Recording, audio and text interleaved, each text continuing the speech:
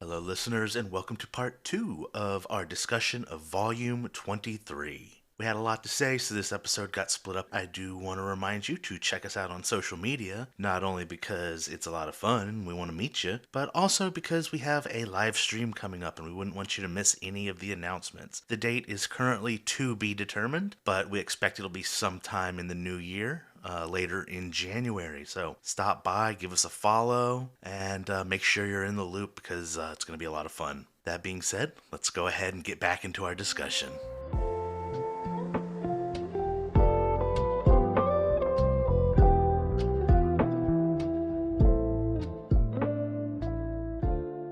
$2.12 is V. It's me. Some justice. Hell yeah. Yes, some justice. A dash. Okay, so I have to say, in terms of the intro image story, as far as fish people go, Octopaco, kind of a cutie. Reminds me of Birdo. You know she could suck. But am I gonna say it? Oh, fuck, no, V, don't say it. Dynamic? No, I have a sex toy that kind of looks like her mouth. Let's go! V, I'm cutting that. I feel like I have to cut that. How does that work for you? As a dude, I get how that would work. Well, as a the thing woman, is, how it's would small. that work? It's small enough to concentrate on one very particular the clitoris. area. Oh, it's Okay. like a rose. Yeah, but It's got a little to tongue me, that goes right? Yeah, okay. It vibrates and kind of sucks, and kind of there's something inside that kind of like taps on it. It's like, you know those door stopper things where you flip the shit up and they go brrrr. It's one of those. But in a sexual sense. Anyway. All I'll say is look up the Satisfyer Pro. That's it. Oh my god. Anyway, so anyway, she is kind of a cutie. Speaking of cuties. The more you know. Speaking of cuties, yeah, so the beginning of this chapter brings us to Smoker, but it seems like he has some company. We are introduced to Black Cage Hina, a Navy captain. And I was wondering, is that the woman that looked like a female Sanji that we saw in one of the intro images back in like Whoa, Oaktown? no, we're getting Is that her? We're getting a lot of so. intro image shit brought back. Like Michael was always saying, this is canon, this is canon. We're seeing a lot of that We now. were commenting on a woman with blonde hair and a dark suit. So you said blonde. Her hair is actually pink in the anime. Okay. Okay. It looks blonde. She's still giving that like female Sanji thing that I registered in one of the intro images some chapters That's ago. the style, yeah. Okay, It is. it It is? is. Okay. It is. No So, spoilers, this but is yeah. it Hina. pretty much is. No spoilers, says the guy. And yeah, with the black suit and the pale hair, she's pretty. Also, I gotta say, I like the way she wears her coat on her shoulders, like her like. I feel like she likes stepping on dudes. Black and white doesn't really translate, but it's like a dark, like burgundy. The suit? Ooh, like a deep red. Yeah. Oh, okay. Yeah, it's nice. I could see how With that the would white work with coat? her hair. Yeah. The coat is, in fact, white. It's a classic Okay. navy coat. You know, Okay. Interesting. maybe this is the one. Oh, maybe that might be the one, guys. Well, we're gonna stay on high alert. But I will say she refers to herself in the third person, and Yeah, that was my turn off, is yeah. a little weird, like, regardless of how hot you are. If you refer to yourself in the third person, you are a weirdo. Yeah, I don't want to hear it. It's like you're giving the dick to Hani so good right now. It's like, all right, I'm done. I wouldn't mind hearing that. I would. I don't know. this is I weird. would. We're good. I'd be like, yes, I am. It's like, I'm going to finish and never talk to you again. Like, between, like, Dick Me Down Daddy and Dick Hina Down Daddy, I don't know. You know what I mean? Anyway. Either of those, I'm not sure I'm for it. Okay, so moving on, I did find it pretty interesting to see the rain-making ship at the top of page 4. Looks like a bong. Yeah, it kind of does look like a bong. But with the big, like, chimney. You see Brody or Brody or... What is the name of the other giant? Brogy and... Brogy and Dory. Brogy Yeah, and that's Dory. their bong. Yeah, that's their bong. Although it's kind of weird, it's the rainmaking ship and it's got a crocodile headpiece. Or whatever we figure out the name for those actually is. The figurehead is a crocodile. A little weird. Huh? Oh, never mind. It's a Baroque work ship. Okay, so the crocodile figurehead makes sense. Yes. Okay, never mind. Yeah. Yes, it is. I thought it was a Navy ship, so I was like, that's weird. No, it is. No. Yeah, it is a Baroque Works ship that they're. It's been impounded. Yeah, they're so to taking speak. it over basically. I love that moment at page 5 where the Navy men are ready to hurt or capture the Straw Hats, but Tashigi forbids them to touch them. They're wanted, sure, but are they not also heroes? And see, that is the question. Me, personally, I think it's Tashigi's in the back of her mind being like, they might wake up while we're trying. I don't need to deal with the paperwork of a lot of you guys getting I don't know, cooked. I feel like in my mind maybe. it's more a, let's give them a break. Yeah. They've saved this country, literally saved this country. They're wanted, but let's just give them a minute, because, yeah, that's the way I see it. The new reality sets in for the people of Alabasta, and I gotta say, pages 8 and 9 gave me a lot of feels. I was happy to see the Kung Fu Jugon again, and then we hone back into Yuba and Toto, who says, Seikoza, the rain return. Just 3 years, that's all it took. And Just 3 years. but I feel like that speaks to the power of his hope and his optimism. Like, he never lost sight of that. And it's like he knew deep in his heart that someday it was going to happen. And that shot of him looking up at the sky, smiling, followed by his shape in the rain, just really, really, really nice page over at page 9. And you can clearly feel that joy throughout the kingdom over page 10.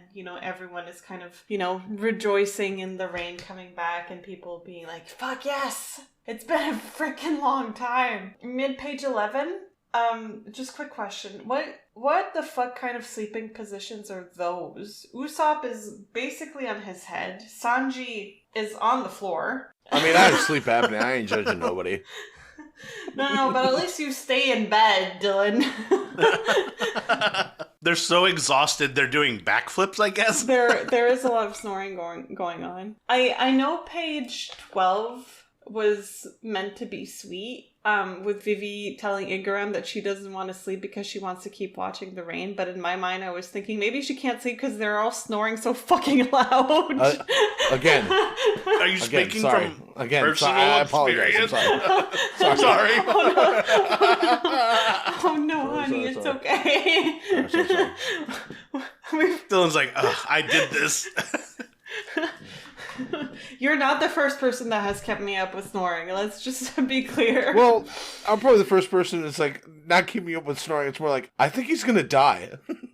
Yeah, you're the first person that kept me up with snoring, and I was like, I need to go check on him and make sure that It's he's like not someone needs to dying witness on his me. death, so I guess I'll stay awake. Oh, I would have for you, Dylan. It's okay, honey. Don't worry, I got my CPAP now. Page 13, Igaram tucking them in, I thought was very cute. Not gonna lie. Bottom of page 14, so we're now back sort of with the Navy or the Marines. I'm not sure what the distinction is in English. But it seems like Tashigi is giving Hina a little bit of the cold shoulder. Part of me is wondering maybe she really just is tired, but I'm getting the feeling that there's more to it than just Tashigi being exhausted. I think there might be a little bit of a rivalry there. To what extent, I'm not sure, but I feel like there might be something going on. I really like the conversation between her and Smoker over the next few pages. And I've liked their relationship since the beginning, but I feel like having had Tashigi go through this kind of growing arc as she was basically the presence in Alabasta, she has grown a lot.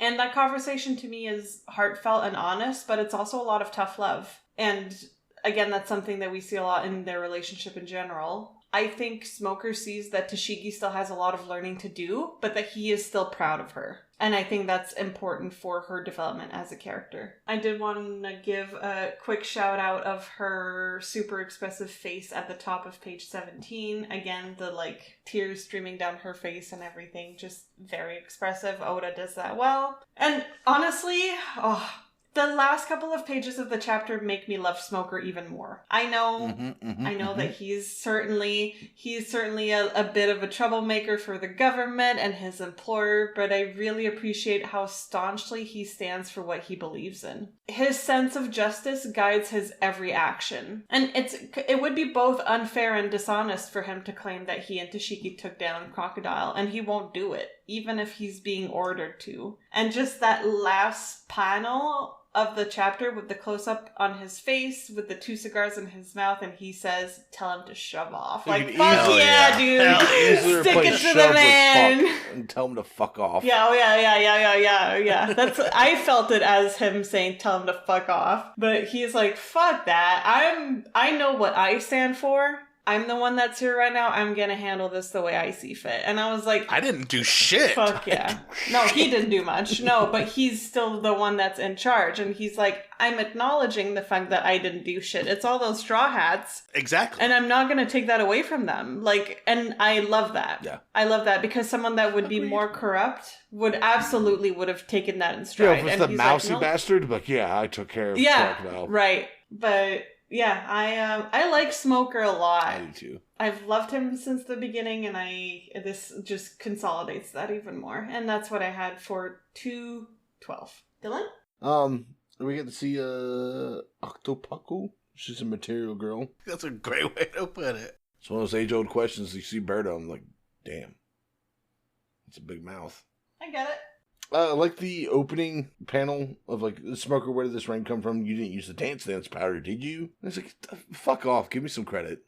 We get the title card, Black Cage Hina. Again, Michael, you called it out. These cover stories are canon. And we get to see a lot more of that coming up, which I'm kind of about, not gonna lie. Get to see a lot of that coming up. I was like, Smoker's name is Ron? Because I looked at it, still, this isn't overkill. Using my elite squad. Ron? It's like, no, it's Squadron. Whoops. Elite Squad, Ron? It's like, damn, Smoker's kind of not nearly as cool as I thought he was with a name like it's Ron. It's like Ron Swanson, but it's Ron Smoker. Okay, never mind. I'm back. Hold on. Ron Swanson is Smoker. Yeah. Right? Offerman yeah, is he smokes his own bacon. That. I would cast that instantly. Someone call Nick Offerman's agent right now. Dude, if he voice acted for Smoker, I could see him. Or played him in the live action. I'm not sure about the live action. That'd be tough. But I could definitely see him voice acting. No, I could see it in live action. I see some resemblance between them physically. Okay. Yeah.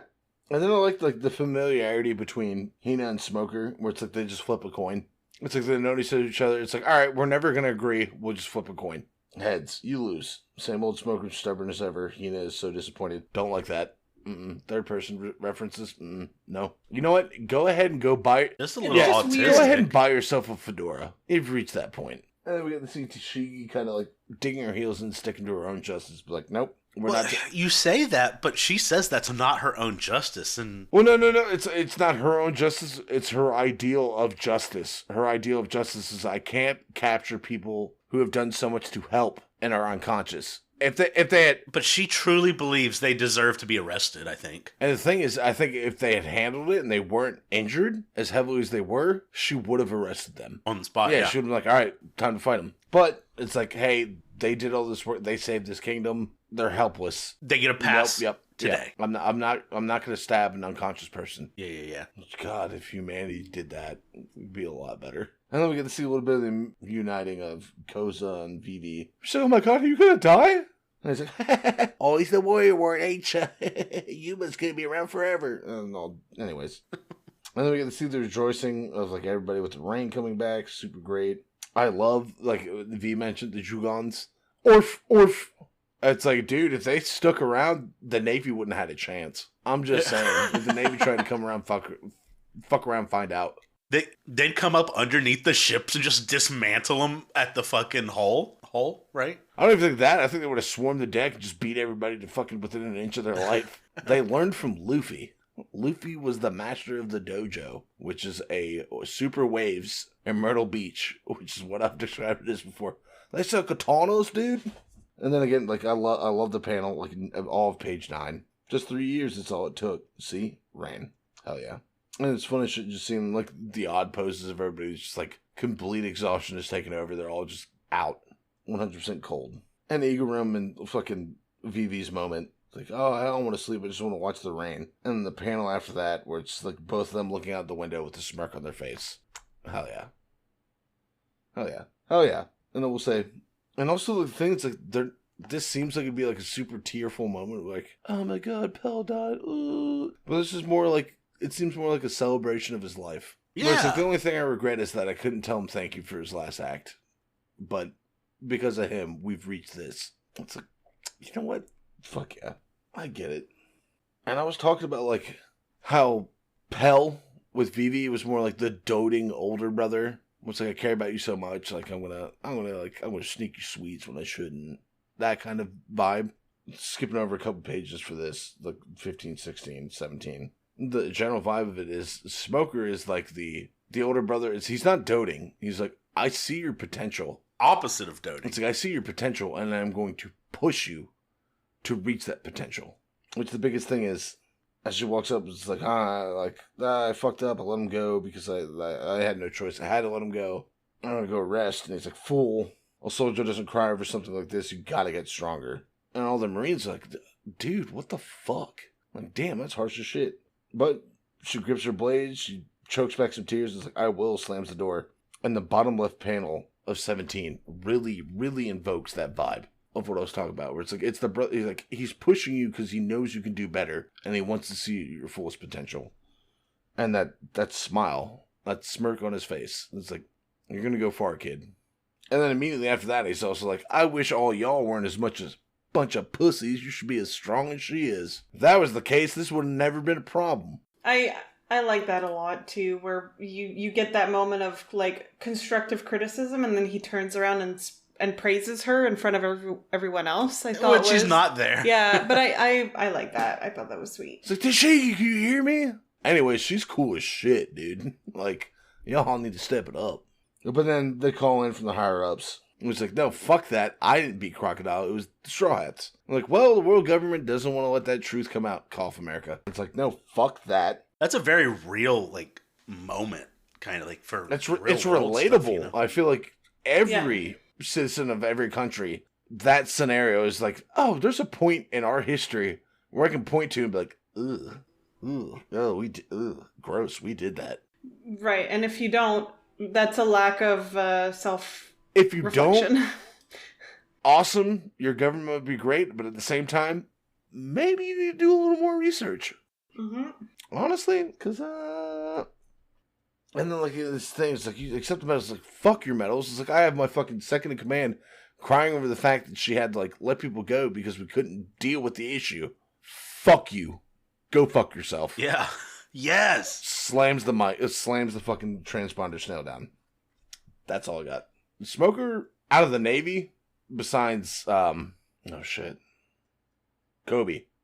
Besides Kobe. We're still sucking Kobe. We're still sucking Kobe's dick. No, he's a child. I am not doing that. Okay, no. But I like Kobe's growth. But figuratively. Smoker is definitely like, all right. You like? I love. Yeah. Everything I've seen of the Smoker. Navy so far has been super corrupt. You're not. I like that. Yeah. Yeah. That's all I got. Hell yeah. So my first thought was, ooh, new Navy captain. And she's kind of a baddie. Yeah. She started talking about herself. Ugh. All right, listen, the third person thing doesn't bother me at all. In fact, it's kind of endearing. I know. Either way, each time the Navy gets kind of a new fold, it's really exciting because I think thus far they've kind of been front and center, but still a little cloaked in shadow. We don't know what all's going on behind the scenes there, and each little fold we get back excites me. The Baroque work ship, I like the design. Even though it kind of looks like a bong, whatever, it's meant to shoot out rain powder, not marijuana smoke. Why can't it be both? Like, Smoker could get down with that fucking ship, if you know what I mean. No, he's a tobacco guy. Toto scene, very sweet. Very heartfelt. Just 3 years, which is probably a small amount of his life. It probably didn't feel all that long. He is for an that old man, yeah. But he didn't Also- let that time make him lose hope. Exactly. Page 10.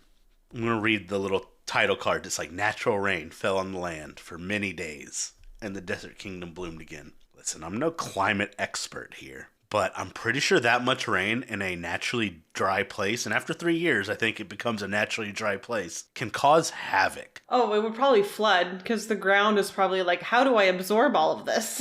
Yeah, What once am the I- ground's what that is dry, it's just gonna flood Yeah. like crazy. I'm thinking landslides, flooding. I mean, it's going to be chaos for a little bit. But I'm sure they're all out there like, fuck yeah, let's go. And then, yes, the scene with Vivi and Igaram, more awe, more sweet moments.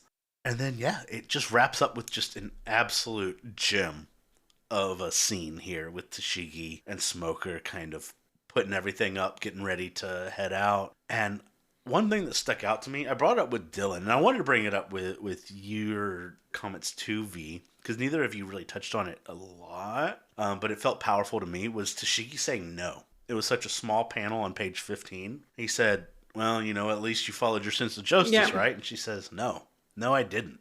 This is not how I wanted things to go down. I'm not happy with what happened. Is the outcome good? Sure, but I feel like a failure. Yeah, and that she expands on that when she says, I knew where Crocodile was and all I could do was stand by as I told him. Yeah. Like, this should have been my victory. We should have been the ones to take care of this, but we couldn't. Yeah. We were impotent, and more importantly, I was impotent. And I just thought that was incredibly powerful, actually. I thought that meant a lot. But, Smoker chastises her a little bit, but he picks it up. He picks up that fucking slack and pulls it so hard when he's like, fuck command. Oh, yeah. I don't give a fuck about that. And I loved this so much. To summarize, more excellent closure and some super heartfelt scenes. New interesting folds within the Navy. So good. One of my favorites so far. I think I may have even liked it more than Luffy beating Crocodile. It just had a lot going for it that touched me personally. So, yeah. 213's Dylan. Okay. Cover image, great. Confusing. Don't know if there's picket troopers, but there are. Why? I have thoughts. And then Sanji's expression, I've been there. I can't deal with these pigs anymore. Well, no, it's just that, but like the, like that hit of the cigarette was like, thank fucking Christ. That's what that's reading to me. Michael, I know you've been there. We're on a cruise together. I know you've been there. I don't know that I'm interpreting it like that, but we'll get into it when I say what I have to say about that image. But I don't know. I can see why you're interpreting it like that, but that's not how I'm taking this like, goddamn, I needed this. Thank God. Anyways, I kind of like the interaction between Chopper and the Royal Doctor, where the Royal Doctor's like, oh shit, where'd you learn all this stuff? Holy shit, this is great. And the Chopper's could have been like, ha, fuck you, you're a bitch. Shut up, don't stop. And he's like, wait, what the fuck? And they're like, no, that actually means he wants you to pay attention to him. Like, that's what it means. Like, don't worry. And then we get to see Zolo, of course, like, T-posing with boulders. Because why wouldn't he, I guess? Nami, again, is like, has her nose buried in oceanography books in the Royal Library. And like, the Kerber's like, take all of them you want. I've already read them all. Kerber, fuck you, you're a liar. That's an extensive library. You have not read all of those books. My favorite thing from this chapter might be like, Chaka's like, I've already told you the Straw Hat Pirates aren't here. Oh, hey, Sanji, Usopp, yeah, you guys going through. Again, they're not here. What the fuck are you talking about? I fucking love that. Luffy just like, woohoo! I slept so good! I don't know why I went Mario with that, but that's what I got from it. And after that, he's immediately like, where's my hat? And after, where's my hat? Where's breakfast? I get that. I feel that personally. When Zolo walks in, Luffy's like, oh, Zolo, long time no see. Is that right?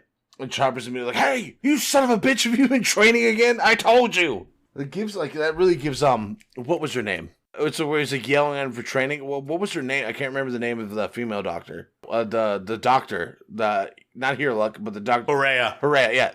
That gives Horea a lot. I was like, you stupid fucking idiot, why are you fucking training? Igram's wife, I guess we shouldn't be surprised that Igram's life looks like that. Oh, it's given, like, heavy, like, West Virginia, Mountain Mama. She does look like a mountain mama, though. No, it's more like, she looks exactly like you. Were you related before you got married? Hey, it's a small country.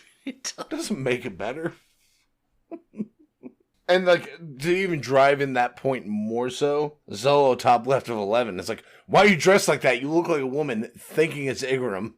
Her interaction with Luffy at the bottom left panel of 11, it's like, hey, lady, I'll be eating 3 days worth, okay? Splendid. I've been doing this for 30 years. No young man's appetite can intimidate me. Eat up. This motherfucker tapped out 5 cooks at Whiskey Peak. Yeah. Yeah. And she's like, I'm ready. And then we immediately cut into, like, Luffy just going to town. And then Terracotta again at the bottom left panel is like, he really is something, but he won't beat me. Like, alright, okay, I'm liking this a lot. And then it's the whole crew eating at the table. And like Usopp's like, God damn it, Luffy, that's my plate. I love how Luffy takes from Usopp's plate. You gotta be quicker than that, homie. Luffy, you ain't taking from Zoro's plate. That's for damn sure. He respects you, but he will not put up with that shit. Yeah. I also do like the kind of middle-ish bottom 13 panel of Sanji talking with one of the cooks. I was like, oh, what is this dish called? Oh, that's Kanafa oven-baked noodles. It's kind of like, oh, touch him back, and it's like, he is a chef, so he eats something he appreciates. He wants to figure it out. I like that. I took note of that also in my mind. I was like, I like that. And then we get more of, like, Luffy not understanding to finish his food in his mouth before he talks. Translations. Oh, That's yeah, fun. That was funny, yeah. And then we see Usopp balancing a bunch of plates on his nose, which... Party trick. Oh my God. Guys, about the party tricks. I'll give it to realize him. it was his nose. It's about the party tricks. And then Luffy's just ballooned out. And then even Chopper's going back to his old thing with the breadsticks in his nose that he did when he first joined the crew. And then we go to the bath, which Usopp and... You get to see some, not frontal, but you get to see some male nudity Yeah, here, which I I know. thought was You get to see some butts. interesting. You get to see some butts. That's it. Yeah, we do. Honestly, these guys are kind of pancaked assed. I'm just going to say it. I They ain't got dumpies. They couldn't show Zoro. They couldn't show Zoro. It would be The too world's not ready erotic. for it. I wish they had. It's okay. And then, of course, Sanji's like, so where's the women's bath? And Igaram's like, immediately like, you're a fucking pervert. How dare you? And then Cobra's like, over here. It's like, your daughter's over there, That's- dude. Like, what the fuck? Yeah. That's, your daughter's over there, dude. Like, what? And Usopp's like, I like that old man. It's like, don't like. Don't. And then, Michael, I think you might like this panel. Middle right at 18, we're getting a little fan service. We're getting Good some Nami side / underboob. And like it's Vivi and Nami having like a sister moment. And it's like, all right, let me wash your back now. And everybody's like, oh God, yes, please. I'm on board with the sister thing, except for one thing that I will point out when I get to it. The stair thing was kind of weird. That's Because exactly the stair it. thing is like, that seems really sexually tensioned. Yeah, Like, I was like, what is it? What purpose does it serve? What does it mean? Yeah. Nami's like, I know I'm good at atmosphere, but I'm out here trying to flick some beans. It's like, all right, Nami, whoa. It was, yeah. But anyway, I'll get into it when I get there. And then we see all the dudes peeking over the wall with the onomatopoeia of ogle. And Nami's like, oh God, those guys. And then just flashes them. That caught me off guard. I was like, what? And then that'll be 100,000 berries each. It's like, that makes a little sense, but not. Okay. Hey, control your sexuality, Which- sister. I mean, that's fine, but maybe they could have paid her before. Like, Right, she yeah. can Up hardly, front. like, how much leverage does she really have now to get that money? Well, that might lean Damn. a lot Good point. a lot back towards what you guys were talking about with Belmare, where she might have been a sex worker. That tie kind of comes in over here. It's like, oh, okay. Mm. But then, now, like, it also shows, like, all the scenes with Nami and Vivi. It's, like, showing Nami's comfortability with her own body. Mm-hmm. Because Vivi is all toweled up the whole time, where Nami is just like, no, I'm bare-chested. I think Vivi even has the towel on in the back. She does.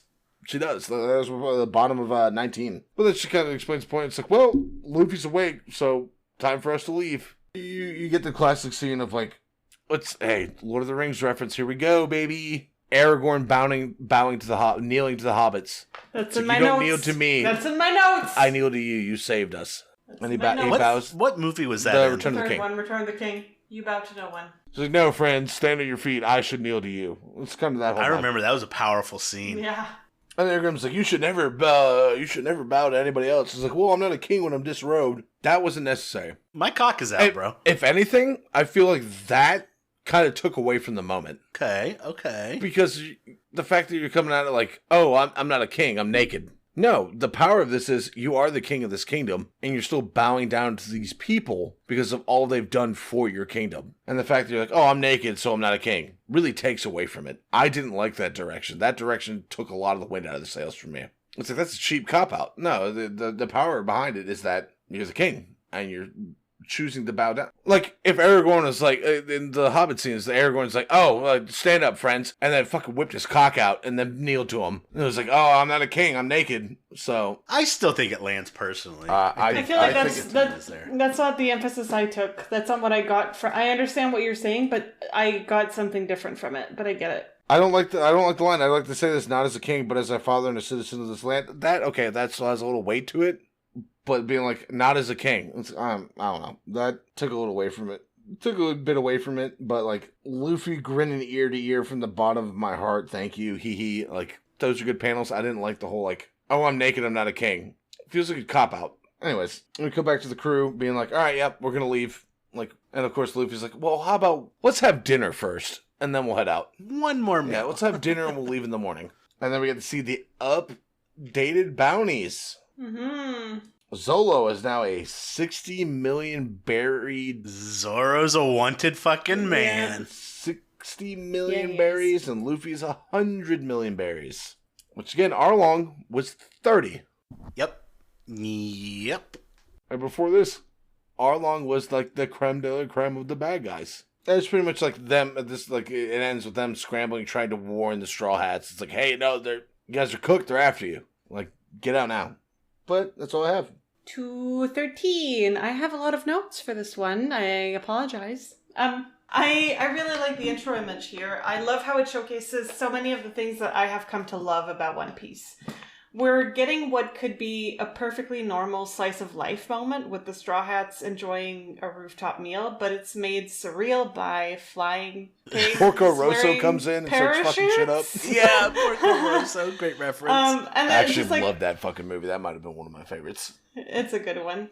Usopp is waving at the hat-wearing, mustachioed, dapper-as-fuck pig, while Luffy is being attacked by birds and getting his food stolen by another pig. That's why you never have food out in the view of seagulls. They are aggressive. But then we also get a quality shot of Sanji smoking, sitting on the banister. To me, it felt more peaceful than it was exasperating. It was just like, I'm just relaxing. I don't know if he was trying to get away from anything or just enjoying the moment. You know, I could see how after everything that happened, you could see it that way. But yeah, I agree. Oh, coming from 10 years as a cigarette smoker. But like the first cigarette of the day is like... Or maybe it's his first cigarette after a good meal or something like that. Exactly, you know? yeah. Or I'm sure he cooked it too. Or but sex. I don't think there's... But I don't think that there's, he's not... Yeah, he don't get laid. Annoyed. He's not annoyed or exasperated by anything. It comes across as more peaceful. And I did like just seeing Chopper just happily clearing the table, like just happy to be there and being useful, and he's just so cute. I cleared the table, Mom. What's next? Oh, he's adorable. And yeah, speaking of Chopper, as we were starting this chapter, I like that we're seeing Chopper working away at making medicine at page 3. I think it's the first time that we actually see him doing that. We know that he is trained and that he is able to make medicine, but I think this is the first time we actually see him doing it. And I have to say, I guess he and I have something in common. Little guy doesn't know what to do with himself when people compliment him. Oh my god. He's like, shut up! Because you don't know what else to say. And like, I get it. Not me. V is Chopper. I don't know if we've discussed this before. If we have, here I go repeat myself, but V, you're Chopper. Okay. Yeah, I think if any of us would get a boo-boo on the cruise, you would have been there like, oh, no, you're okay. I'm the mom friend, but I'm also super emotional. But also the baby? Exactly. I'm both at the same time. Yeah. And somehow, yeah, okay, I guess I am Chopper. I like the bottom of page 4 a lot. For some reason, it feels very peaceful, like the windows being open with the curtains flowing and the sounds coming in from outside as Vivi is taking care of Luffy. Karoo's on the bed just chilling. Like, that was just a peaceful moment. The people of Alabarna are rebuilding the city. they're collaborating, lending each other a hand, and I have to say, I feel like what Sanji says at the bottom of page 5 is low-key insulting. Like, yeah, we get it, Vivi is pretty, but to say that the people of her kingdom are resilient because of her beauty is ridiculous. That's simp mentality. I know, it's like, I don't like she's it. She's so beautiful, that's why they strive so hard. It's like, no, this motherfucker's got a job to make, he's trying to make a living. It takes away from the resilience that these people have shown. It takes away from everything that they've gone through. Like, I did not care for that. I do say, though, I had a little bit of a chuckle, as you pointed out, at the last panel of the page when someone points out that it looks like someone kicked through a wall, and Sanji's like, oh, well, better get a freaking move on. Goodbye. See you later. I like that, too. And, okay, page 6. My baby, he's back on his journey of self-improvement. I would, however, like to see him take a little bit of a break, but I like, okay, honey, you've done enough. Take a day. Just take one day. But I guess that's just how he is. The bottom of page 6 to me was kind of cute, with Nami being in awe of the king's book collection. It was giving a little bit the library scene from Beauty and the Beast, where the Beast shows Belle all of the books in his library and tells her that she can read or take any one of those. And, page 8, our captain, he's back. Luffy's waking up loudly. It's good to see him back on his feet. Technically, he's not on his feet. He is still sitting. But still, and, as Dylan pointed out, he's as single-minded as ever. First thing he thinks about when he wakes up is his hat and a meal. I don't blame him for the food thing, though, because he is probably starving. As we find out a little bit later, he has been out for 3 days, which will make anyone peckish, let's be honest. Bottom of page 9. And that's what I mean. I really love seeing the development of Zoro and Chopper's relationship. There's an implicit agreement to kind of take care of each other and have each other's back. The same way siblings or a family member would. And that's true for the whole crew to a certain extent, but it's especially clear for them. We've seen it repeated throughout, this, early when they were still in, Drum Island, I think, and Zoro was telling, no, they were in the desert, and Zoro was telling... Yeah, it's like, you're handling this well. And he was telling Chopper to, if you get big again or something, and that whole thing, we're kind of building towards something really special between Zoro and Chopper, which makes me like the both of them. Yeah, I was about to say, more. 2 of what seems to be your favorite characters. I'm all about that. And just the dialogue. The bandages hinder my movement. Then don't move. Yeah. That made me smile for sure. I would be Chopper in that instance. I know you would. And, we are introduced to Terracotta, Igaram's wife, and, I gotta say, I'm with Zoro on this one in the middle of page 11 when he says, I heard of lookalike couples, but this is ridiculous. Also, the way that she is drawn makes her look like she's made out of clay. Like, her traits are all very flat on her face. Maybe that... She only has, one expression. I know. It's kind of terrifying. We are finally getting the feast that the Straw Hats deserve, and that is something I pointed out earlier in this arc, where I was like, I can't wait until they get that feast, and now it is happening. It's good to see them all around that table at the top of page 13, and it's exactly what I expect of them. They're eating a lot of food, they're bickering, and they are living their best life. It's the whole feed me till I explode personified. Yeah, exactly. As Dylan pointed out, I love the dialogue at the top of page 14 as Luffy tries to talk to Cobra with his mouth full. As soon as he's told that they can chat after dinner, he basically full vacuum mode.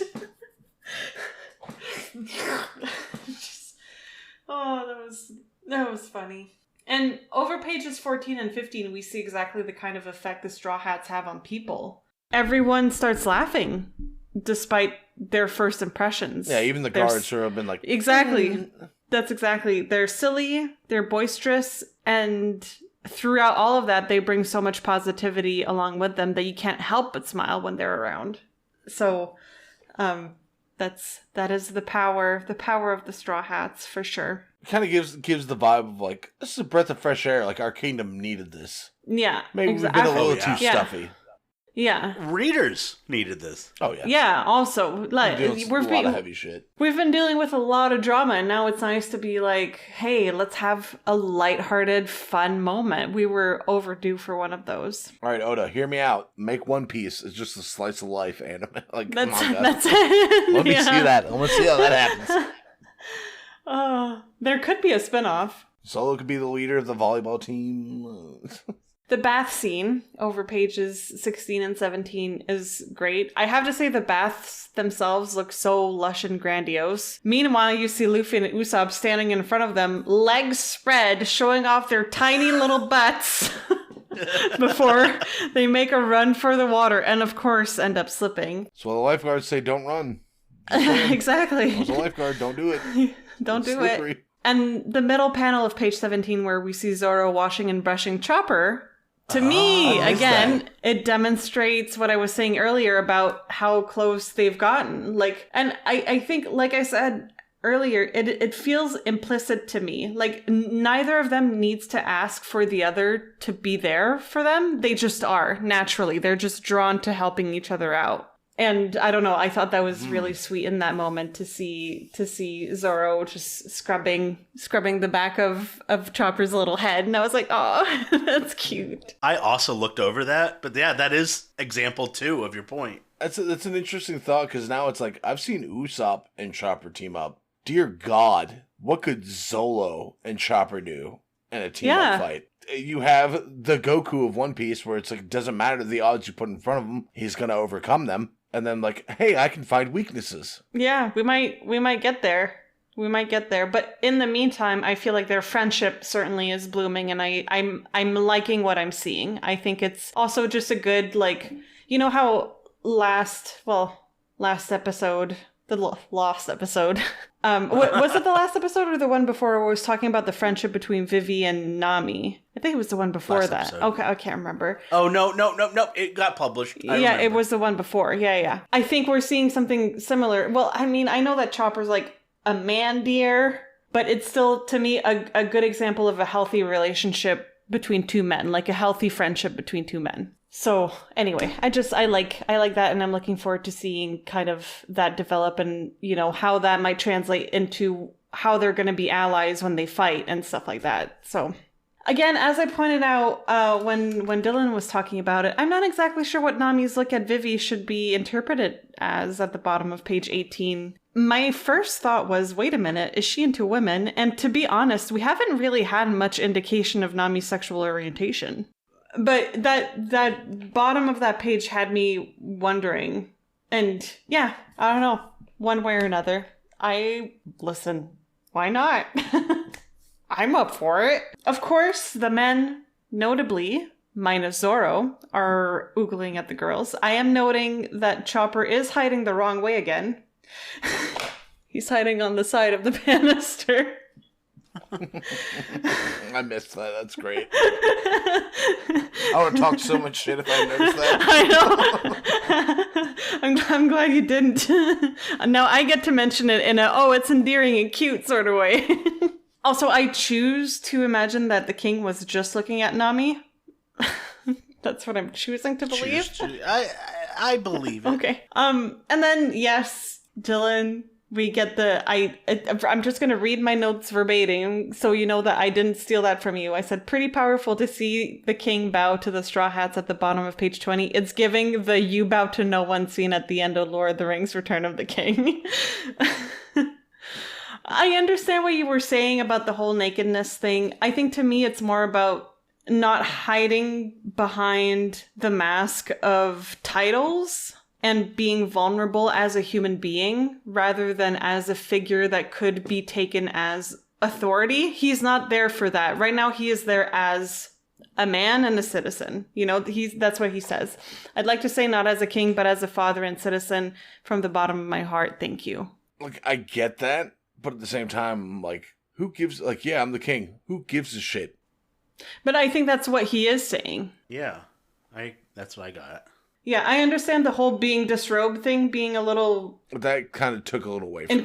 inconsequential, but I feel like the meaning behind it is still impactful. And yeah, it seems like this moment of peace has passed as we're back to them discussing leaving that night, followed by Igaram and Chaka discovering the bounties on Zoro and Luffy's heads and stating that the Navy will most likely be bringing out the big guns. That's what I had for 213. Michael? All right. Gosh, you guys kind of nailed everything here.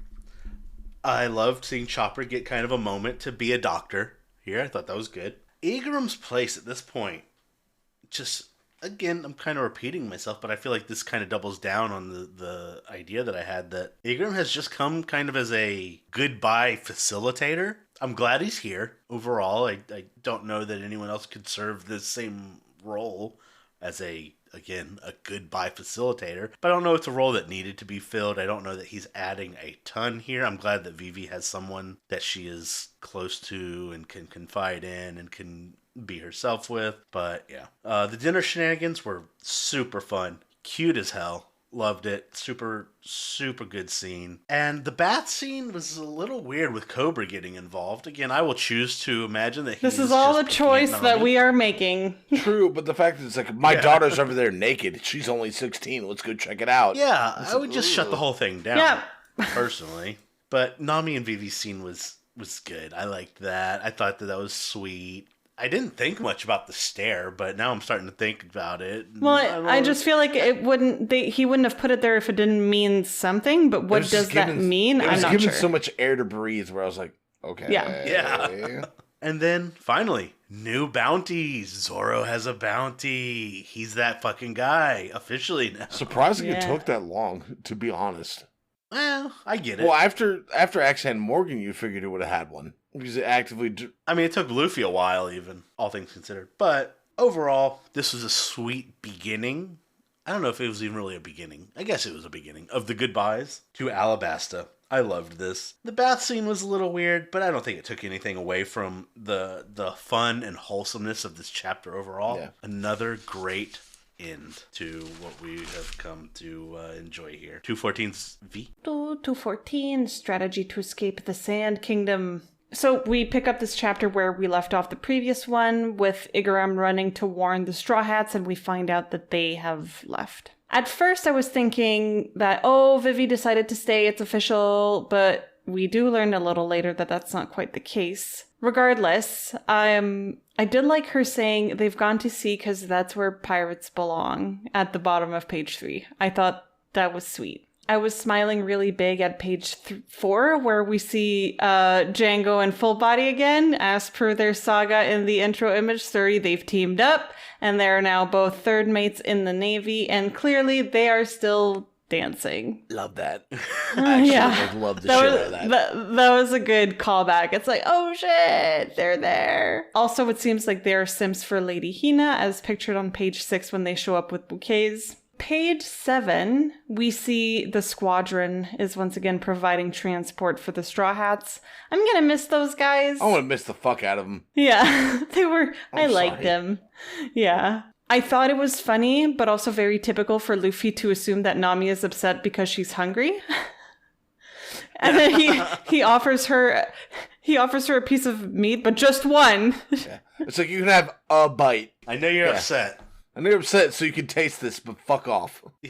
Also, Nami is obviously using deflection at page 8. I think she is upset that she's leaving Vivi and Alabasta behind. She's saying it's because of the reward just to cover it up. How much she cares about Vivi. Yeah, exactly. The bottom of page 10, when Vivi comments on how quiet it is, I can only imagine the hole that their absence has left. After, spending as much time as she has. It's like leaving the cruise. Right. Like, they've brought... Oh, man. Like, it's... I feel like that's actually a really good point. Like, you get used to each other's presence and you grow closer and you make new memories with people and then they just leave. It's like, I woke up and the homies ain't here no more. Yeah. I don't like this. And then also just in the context of them having saved her country, like, they brought so much joy back with them that now it's like, okay, well, now the new reality of rebuilding sets in, but they're not there to be loud and boisterous and whatever. So yeah, I can only imagine. Page 11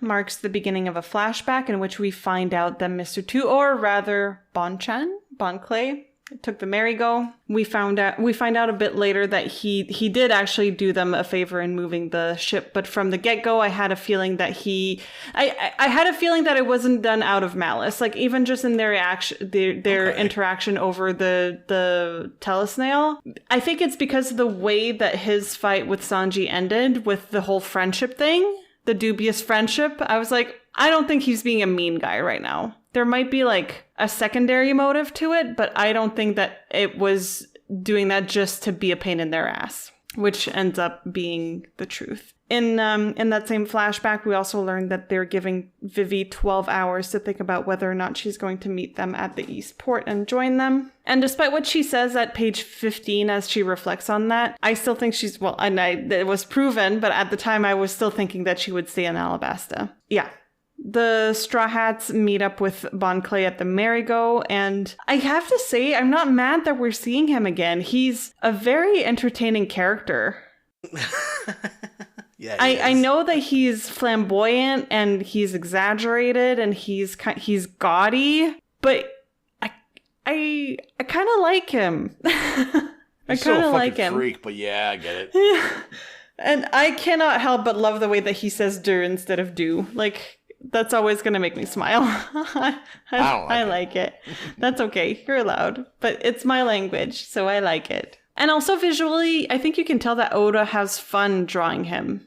I think he sees that character maybe as a way to kind of go all out with the ridiculous expressions. Like the middle of page 18 where he's smiling with his thumb up, and then the top panel of page 19. It's so exaggerated, and I feel like Oda likes leaning into that a lot with that character. And yeah, the chapter ends with the Navy having located the ship, and Lady Hina is ready to strike. She does kind of look like a badass in that very last panel. Yeah. She said, prepare for battle. Yeah. We are going to see how the Straw Hats are going to handle that exit. But yeah, interesting way to lead into that, really those last few moments of that arc. And that's what I had for 214. Dylan? Okie dokie. Opening image definitely makes Hachi's crush look like a piece of shit. She's like, yeah, she's not a good person. She's not a good person. Cringe. She's like, she's hot, but she's like one of those crazy. You know the scale of like the hot and crazy scale. She's like all the way up. You know what they say about crazy? Don't do it. That is what they say. They say don't stick your dick in crazy. But goddamn, if it don't feel good. I can tell you, as someone who has crazy stick their dick in her, it's not worth it. Well, it goes both ways. It's crazy. It goes both ways. I'm a man. That doesn't make sense. No, I'm just kidding. Oh, the crazy dick do be crazy. We get to cut back into Igaram trying to warn everybody. He sees that they're all gone. Oh, it's the thing going to sea, because that's where pirates belong. I just hear in the back of my head, "Come all ye young sailormen, listen to me, and I'll sing yous a song of the fish in the sea. And it's windy weather, boys, stormy weather, boys." I get it. And then we get to cut to, oh, okay, cover stories are canon. We got Django and Full Body. Full-on Marines. Yep. Although, not in the rank they used to be. They are now underlings. Well, Full Body's an underling. He used to have command of a ship. He no longer does, which I've touched on before. And the way he illustrates it, you get to see that. Oh, that's let's dance. Yeah. And then the other Marines are like, well, they're dancing. And then we get to find out there's 30 ships and support forces locking down Alabasta, which ain't nothing to sneeze at. If we're talking age of sail, naval vessels, you got 30 ships of the line against a caravel, you're fucking cooked, dude. You ain't got no chance. I love how it's Full Body and Django are late because they're picking flowers, and before they show her the flowers, they're like, no, she's gonna like mine more. No, she's gonna like mine more. It's a fun little bit. And then they find out about the Straw Hats. Like, oh, Straw Hats. Ooh, we have history. Grrr. Nah, I don't like them. The crew squad being part of the send-off. Awesome.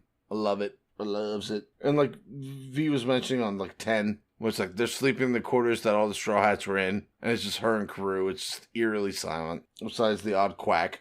And her dialogue at the bottom of 10, where it's like, now there's no cook trying to prevent midnight refrigerator raids, no swordsman training all night, no pillows being thrown by dozing navigators. It's just us. And dude, that's like kind of sad. Like we talked about it like after the cruise. It's like, man, fuck. It's like Yeah, the post-cruise depression was kind of real. So to having had the privilege of spending like a whole week together and then just that being ripped away fucking sucked. And my favorite thing is Ingram's like, because like the middle panel of 10 where it's like just like open stare awake. It's like, oh god. Because like we see it later, but it's him just like, she's gonna join the Straw Hats. She's gonna be a pirate. Fuck. Pearl killed herself, so she just abandoned this kingdom. Fuck. That's the vibe I got. And I love like the Bon Clay coming in on the transmitter snail, and as it's coming through on it, like Song just goes up to it and just hangs it up. Yeah, it's like, I beat your ass, we're done. Click. And then he comes back there, it's like, what the fuck do you want? And then I like the reveal, it's like, oh well, Bon Clay's like, I've taken your ship. And Luffy's like, what the fuck are you talking about? I thought we were friends. I'm not stealing your ship, I'm holding it for you. Which Bon Clay is like, okay. With the way the Bon Clay thing plays out, V's theory on Nico Robin makes so much fucking sense now. Because of Bon Clay? Well, the fact that Bon Clay was a former Baroque's it's the allegiances, agent, right? And he's willing to throw, like, we're not there yet, but he's willing to throw himself, like, sacrifice himself to make sure the Straw Hats get to where they need to go. Yeah, like Bon Clay is he's defected in essence from Baroque Works, and I wouldn't be surprised to see Miss All Sunday do the same thing. Like if one's doing it, the others might also do it. Who knows? I will say with Bon Clay though, he has had instances where he's shown dedication to his crew. It's like where they all met up at the bar before everything went off in Alabasta. And somebody like beat up all of his henchmen and is like, hey, those were my crewmates. Fuck you. That is very Straw Hat coded to me. And it makes a little more sense where it's like, these are our friends. Let's fight for them. Which we're not there yet. But then like, Nami kind of goes over everything. It's like, all right, our ship's here. The Navy's here. We got to do this. We got to do that. And then they mention like, Vivi, we want you to come with us. We understand the stipulations. We will be here at this time. If you show up, we will take you with us. Which... anyways, Karoo's asleep. She's having a little moment with Karoo while he's asleep. It's like, oh, should we do it? Shouldn't we do it? What do we do? And we come back. Bon Clay's like, I have the boat. Oh! And then I love watching the Karoo squad just like scamper off. Just reminds me of being in the world of any Final Fantasy game where you have a chocobo and you get off of it and it just scampers off into the distance.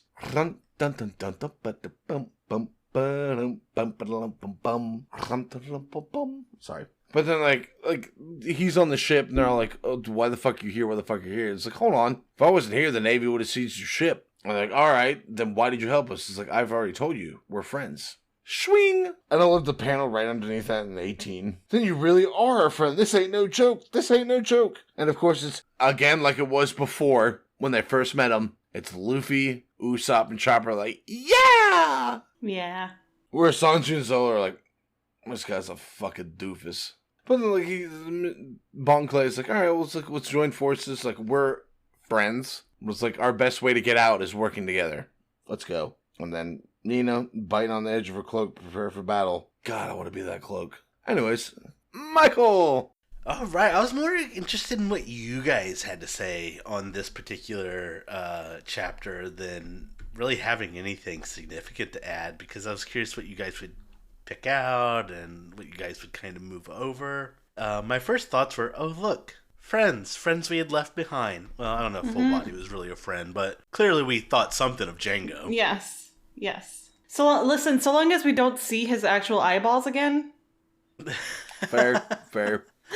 I still could care less about Full Body, but it is nice seeing Django again. Them dancing and being themselves was fun. What I really enjoyed was Vivi's dilemma here. I thought it was played out really well. Yeah. I thought, seeing her like kind of toss and turn and confide in Karoo, who understands her, but he's asleep. That bird. Also, he's a bird. Yes, also he's a bird. But it was a great setup for what's to come. Seeing her really kind of struggle with this was interesting. It was deep. It was fun. I loved it. And then the Bon-chan stuff. I was curious where you guys would land with this. I like that you guys are kind of like, you know what? I like it. His past actions I can look past, because I wasn't sure if you guys were going to be able to move past some of the fucked up shit he did. Yeah, I kind of like it is fucked up.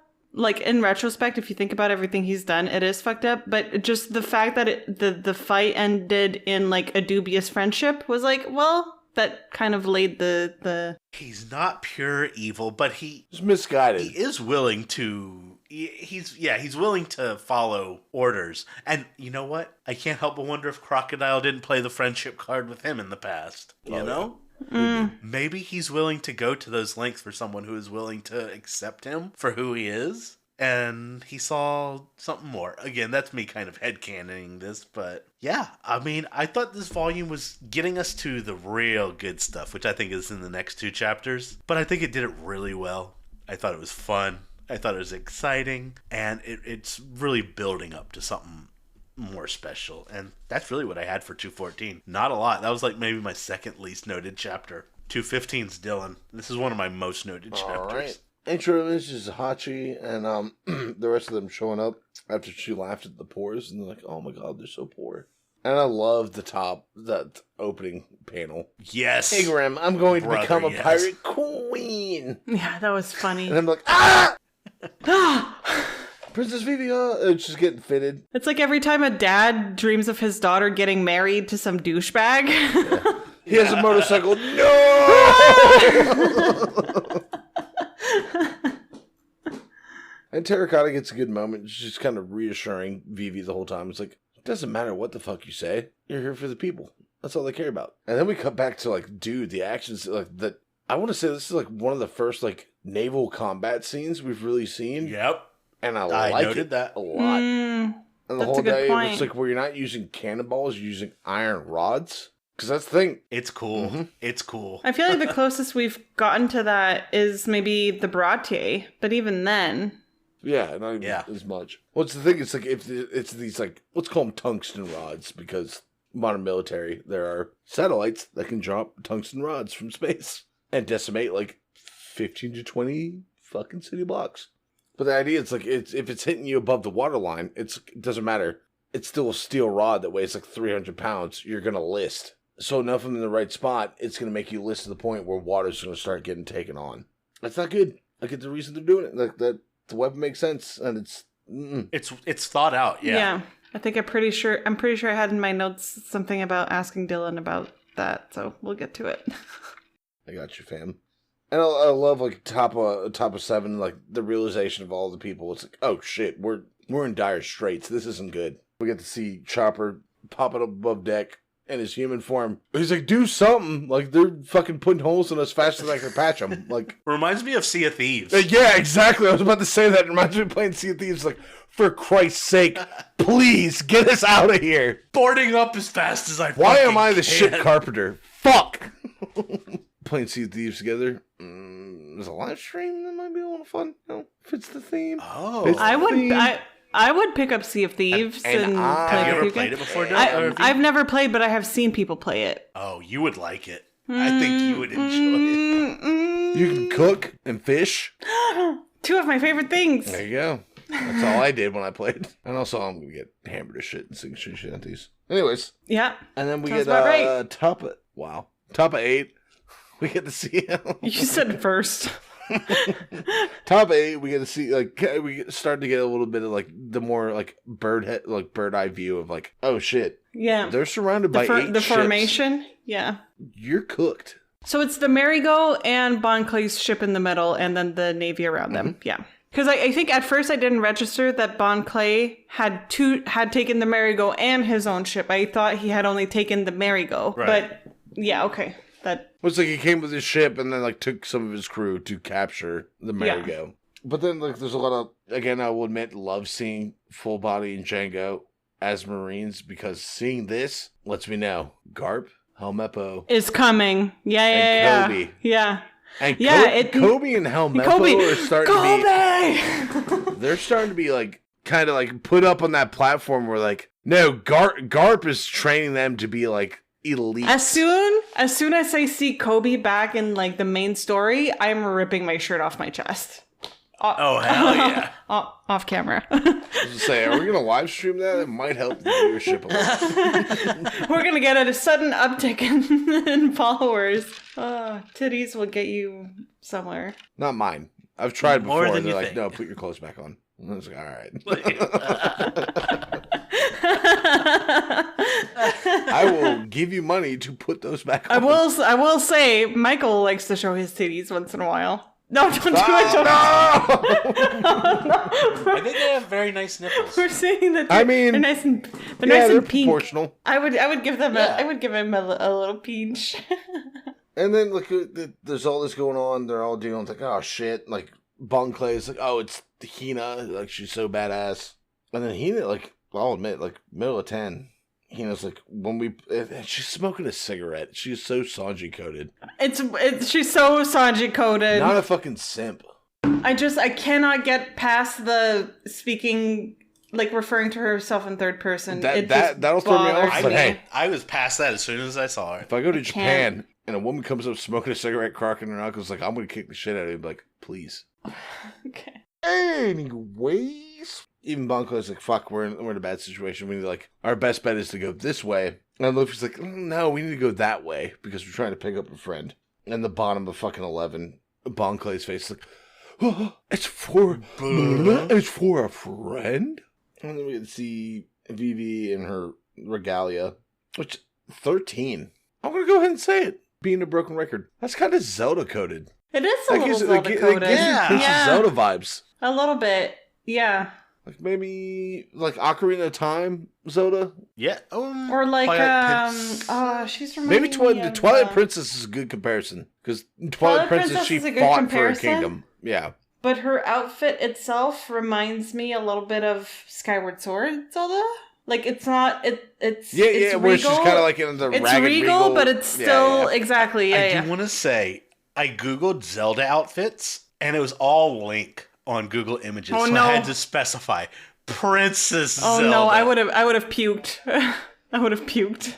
I was like, come on, It's internet. Zelda outfits. God damn it! That's not Zelda. That's Link. District's reaching. I Okay, can't pause it. Mom. It's an online Link game. Fuck. Yeah, Twilight Princess. I was right. Vivi's attitude does fit Twilight Princess a lot. Whereas like Zelda was fighting for her kingdom and reached the point in Twilight Princess where she's like, no, like if I decide to fight anymore, my citizens will die. I'll give up. And then Link's like, hey, I'm a wolf. I have a demographic I'm going for. And they love this shit. But like the Skyward Sword Zelda has a little bit of like a small cape over her shoulders, and like she still looks like a princess, Ooh, but yeah. she's not as like More tomboyish. extravagant. Yeah. So that's Okay, I see it. So when are we going to start a Legend of Zelda podcast? yeah. I listen. If you do, I am so There's your a girl. lot of games I have to play before we start doing that. Anyway. But Bon Clay, like that point, hits that, and it's like, all right, fuck it, my crew. It's for friendship. We're giving them the opening they need, For friendship. and they break off. Because you told me so. I love the Straw Hats, and I don't know why. And I love, like, God, I hated Bon Clay so much at first. This creepazoid looking motherfucker. He's like that weird friend you have. Yeah, but he's still your friend. Yeah, it's like, hey, That's I'm the gonna take thing. you. I'm gonna take you out in public, but for the love of Christ, dude, tone it down. It's like the level of it's like, hey, that's a nice top. It's like, you know what? Little weird, kind of okay compliment. Thank you. Bon Clay is kind of like, that's a nice top. It gave me an erection. It's like, okay, you need to fucking stop. Okay. I made a Wait a mistake minute. taking you out. Stop. I don't know. I feel like Stop. I've dealt with you're that. wearing Stop.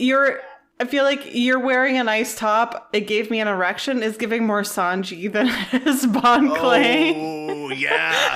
Sanji's creepier than Bon Clay, Dylan. He is. Well, I think He is. Sanji's got enough tact to be like to not say it gave me an erection. No, see More the like, only he's gonna difference. brush past you to where you can feel his erection. No, the thing is a is, little weirder, I Sanji. guess. Hard disagree. No, Sanji has the privilege of being good looking. Sanji can get away with saying creepy as shit okay. stuff because he's handsome. Meanwhile, Fuck. Bon Clay is saying the same And he stuff, can but he's cook. not handsome. And Bon that Clay knows that he's weird. that's looking. pretty privileged. Okay. What's it? Works Was with that what he chicken parm has. the best you've ever had in your life? By the way, I'm about to fucking bust. It's like, what? What? Oh, it took me a second to understand I'm what just you saying. said. I can make a pretty good chicken parm. I would. Prove it. Don't worry, I'm not gonna say I'm about to bust after I eat it. Okay. Just gonna throw that out there. Let's go ahead and get that cleared out. Bon Clay is less creepy than Sanji. Easy. We've said it. That's it. That's our take. I don't know how I feel. Pod I'm conflicted. fruit hot take. As of the recording of this episode, But we are stating I'm not sure. I get it, but I'm not sure I'm ready to agree. that's okay. Because Bon Clay is so fucking weird. The fact that he's like, I'm Nami, let me show you the tits that are not mine. Really threw Just me working off. with what he has. But then again, if I had that power, Would you not do the same thing and furiously in masturbate private, anytime you had a in chance? private. Imagine what Sanji would do with that Oh my goddamn God. power. All right, okay, Sickening. yeah, Sanji's more Just freaky than Bon Clay. vile. All right, never mind. Blocked in.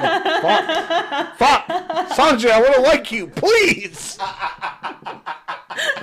Fuck. All right. Oh. Ah! But I love it. It's like Swan ship breaks away, and they're like, "Oh, it's breaking away. It's a diversion." Wait a minute, the Straw Hats are on that boat, Yes. Yeah. and then it cut. Like, I love it. The maniacal laughter. The Straw Hat Luffy you're looking for isn't me, and it's Bon Clay and the rest of his crew. Is it me? It's Bon Clay. Okay, yeah, he's got a good disguise. The rest of them are shitty party city costumes. Look at Chopper. Look at Yeah, Chopper. Chopper's like a dude in a hat. It's like, I wore the hat. What's up? Yeah. That's true. Let me zoom in And I on that. assume- Oh my hold on. god. Hold on, let's take a look. Is the X in the right The direction? Usopp guy's got a fake nose on. Oh, wait. Zoom in. Oh, you're right. Zoom yeah, in, he's got can a fake You can see fucking the nose line. on. You Yep. can see the line. That's true. Nami has some impressive biceps. She does. And a fucking Rip, full-ass bruh. mustache. Yeah. Yeah, I'm expecting her to like pull out like an oven-baked pizza. I'm like, oh, here you go. Oh. That's I didn't expect us to have this much fun with this fucking. And then they touch like, I love it. just kidding. It's like, it took you that long? Like, come on, look at them. Sanji's believable, the rest of them, no. Zoro's close. Well, no, Zoro's- Zoro's close, Zoro's but too excuse scrawny. you. No, He's no, way too also- scrawny. Also, he's way too smiley. Zoro's more of a subdued smile, a kind of smirk in the corner of his lips type of guy, not like, you know. Yeah. Although I will say, if Zolo had seen this played out, I think he would have laughed that hard. He's like, haha, fucking suckers. Haha, my best friend tripped down some stairs and died like a pussy. All Okay, right. okay. Do for alright. Top of 18. You can stray from man's path, you can stray from woman's path, but you can't stray from the path of mankind. Ooh. Scatter my friends Fuck to this yeah. true sky. Let us make it bloom. Oh, come my way. Oh, come my way. And they said no, yo, shall we dance? Then Hina. So if I may Hina interrupt, very angry. the top of page 18 is a One Piece card. I love it. I love That's that. probably a really It's- good fucking card. It's a good panel. Yeah. It's a good card for the right deck. So it is a counter card. You can only play it during your opponent's turn. Ooh. And it lets you redirect their attack to one of your other characters.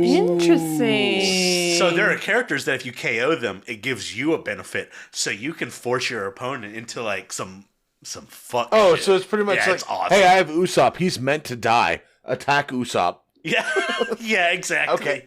The only reason I brought that up is because I love the card so much and I love this moment. If I want you to play can the One find Piece an trading card image- game now. Like, I know I can't. If you can find an image of just that card, I would love to see it. It's not a super exciting. No, but it's still- image. It's literally just that. It's It's not relevant. hollow. But it was a good moment. And then, like, I don't know. bottom right panel of, like, 18, like, shall we dance? And, like, the determination printed on his face. He looks actually kind of menacing. Like, even Yeah, with the for the, makeup like, and maybe whatever, the he first looks. time, it's like, yeah, oh, he he's about looks to like fuck he's shit up. pissed off. Yeah. But I will admit, I love middle top left panel of 18. We see more of the rods being shot at 19. 18. Middle Left okay. left top. Middle's a weird thing when like a panel's half a page. Yeah, but it's like they see the rods shot out of the cannon. Great, love that. And then also the bottom left panel. Oh, God, it just reminds me of playing Black Flag. When the point is like you damage the ship enough to where you're alongside it, and then everybody just pours across to the other deck. I And you have start never hand-to-hand played a combat. single Assassin's Creed game. Play it, for the love of God. Please, you'll understand my love of sea shanties. I need to. How much is it on Steam? Let me see. It should be pretty cheap. I'm also broke. Let's see.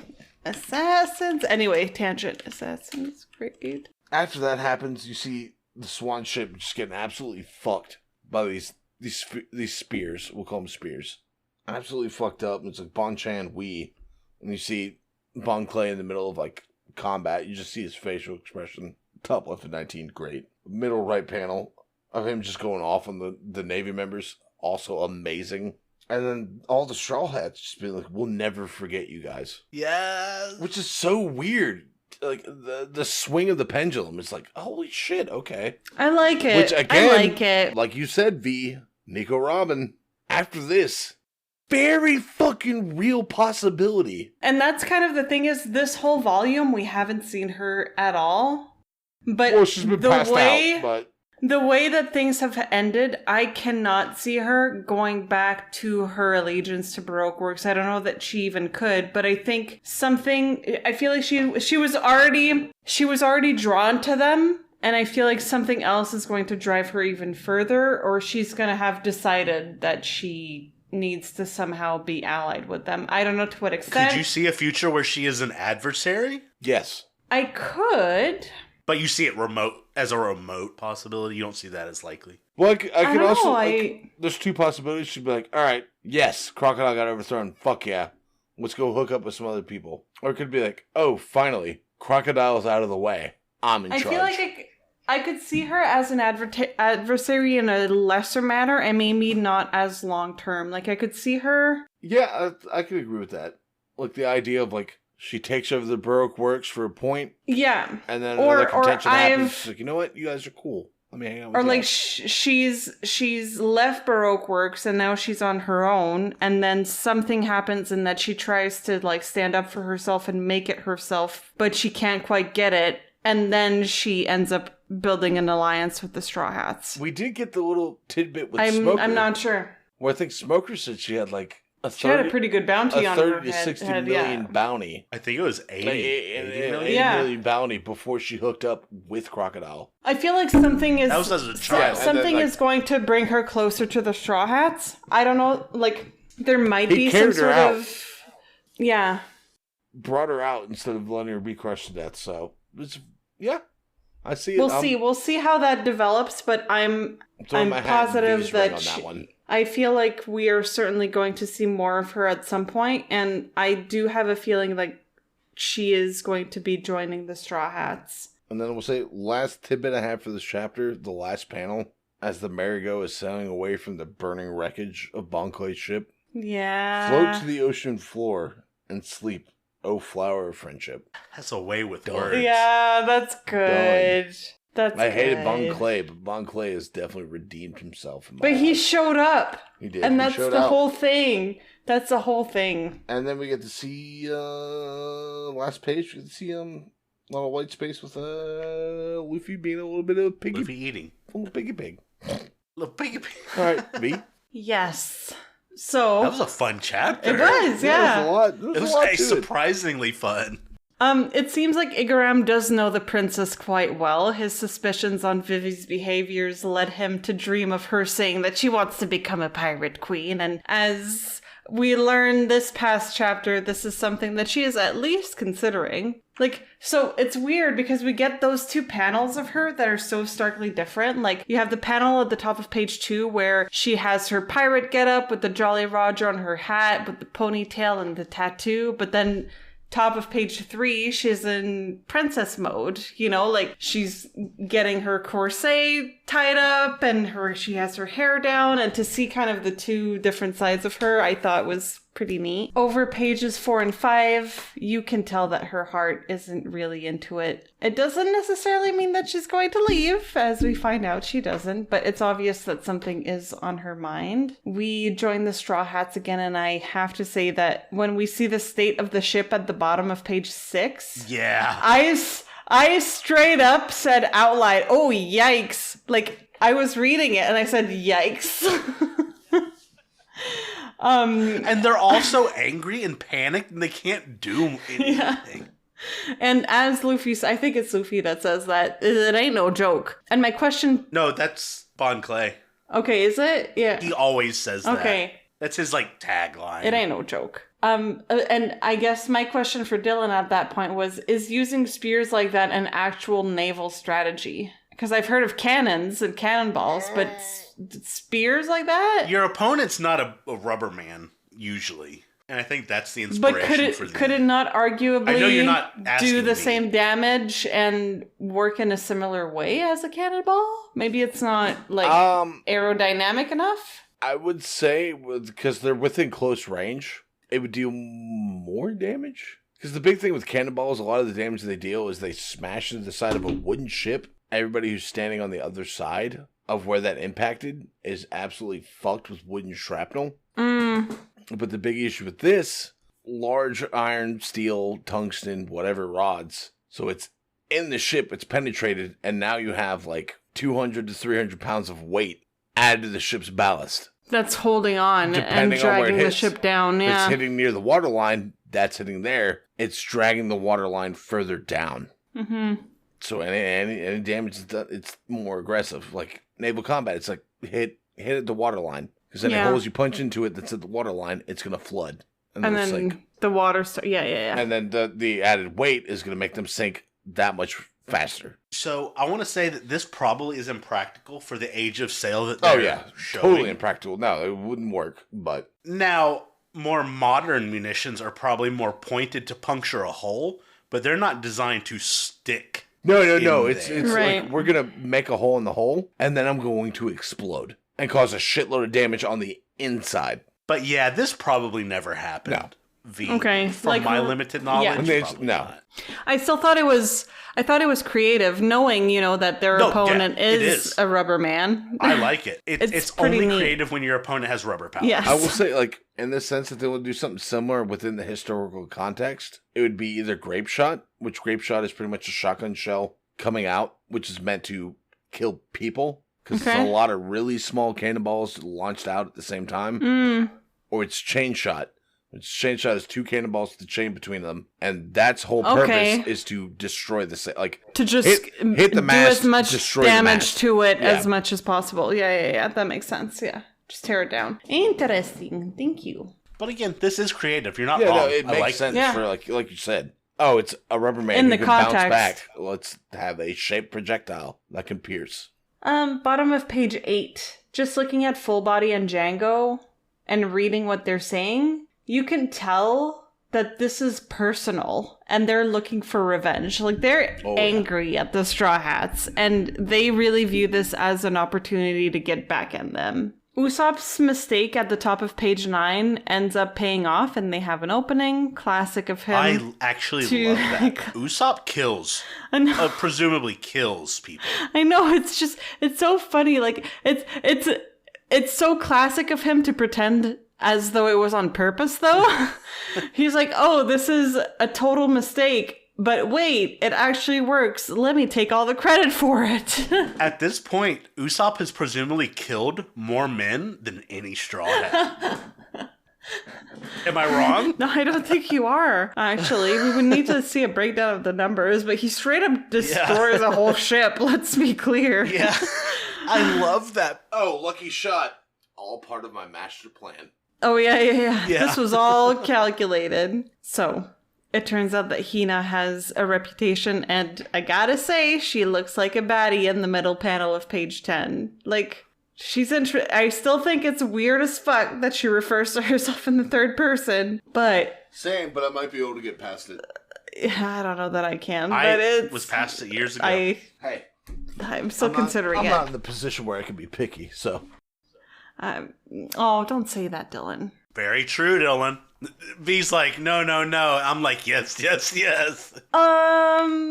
I love the Straw Hats' dedication to their friend, and as we find out in a couple pages, it does end up rubbing off on Bon Clay. And yeah, I've always thought that Vivi was cute, but on page 13, as we see her in her full royal garb, she's beautiful. She's very elegant, yes.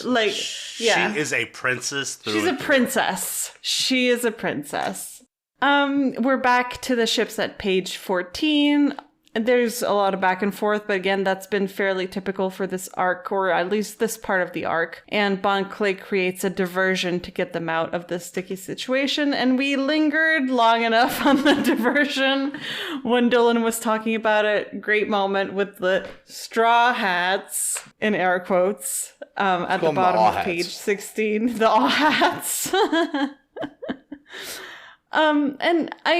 The ending of the chapter was really good to me. Like, Bon Clay has absolutely come through, and it seems like his heart was truly touched by the Straw Hats. Page 18 as a whole is really nice, with the shot of him from behind, the close-up on both his and Hina's faces. What's up, Michael? Do you believe, I personally do, I think it is, but do you, and Dylan, you can chime in too, but do you believe that change of heart is enough to make up for the evil he's done? I think we kind of touched on it, but I'm curious.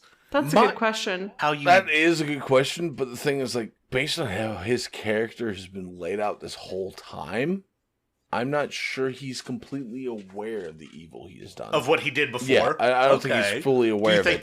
Do you think that in some way kind of forgives him? Like, insanity defense, so to speak? Legally speaking? No, I wouldn't say necessarily insanity, but it's more like, weird example, but like the whole Gypsy Rose case, where she had some, what's to be neutral? She was vulnerable. She had some guy who was very interested in her, realized the situation it was in, and was like, we need to kill my mom. Admittedly, what her mom was putting her through was terrible, but probably kind of deserved it. But then you kill someone. The guy did it. He went to jail. And she got off.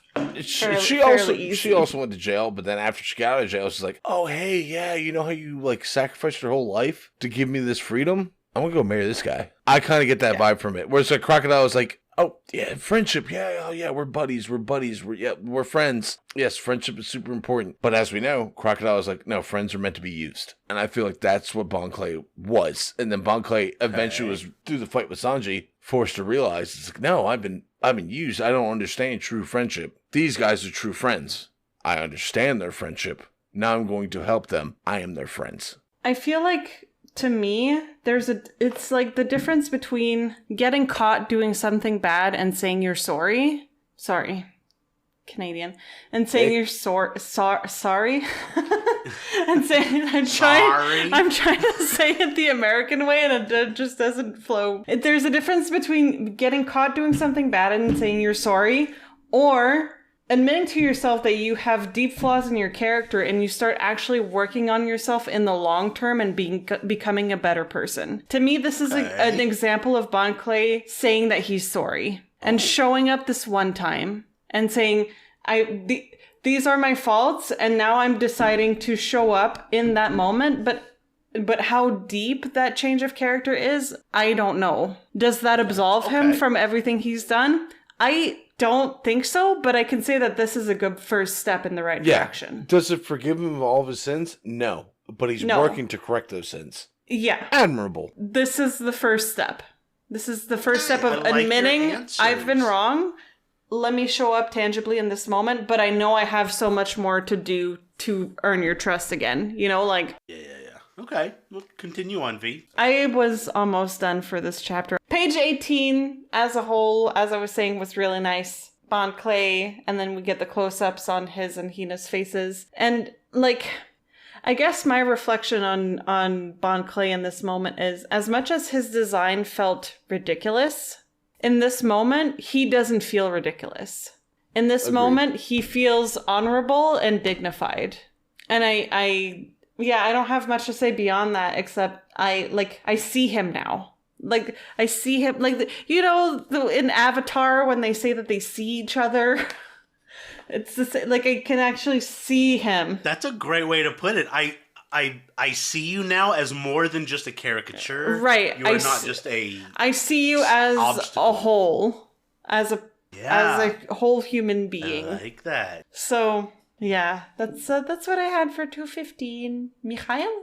All right. I'm going to make this quick because we have beat this chapter to death in a good way. Igram's dream actually made me laugh out loud, but also smile. Seeing Vivi as like this pirate queen kind of deal was so cool. Yeah, it's like, that's not what you want to see, but us as the readers, that's very much what we want to see. Oh, can you imagine if that's the Vivi we got?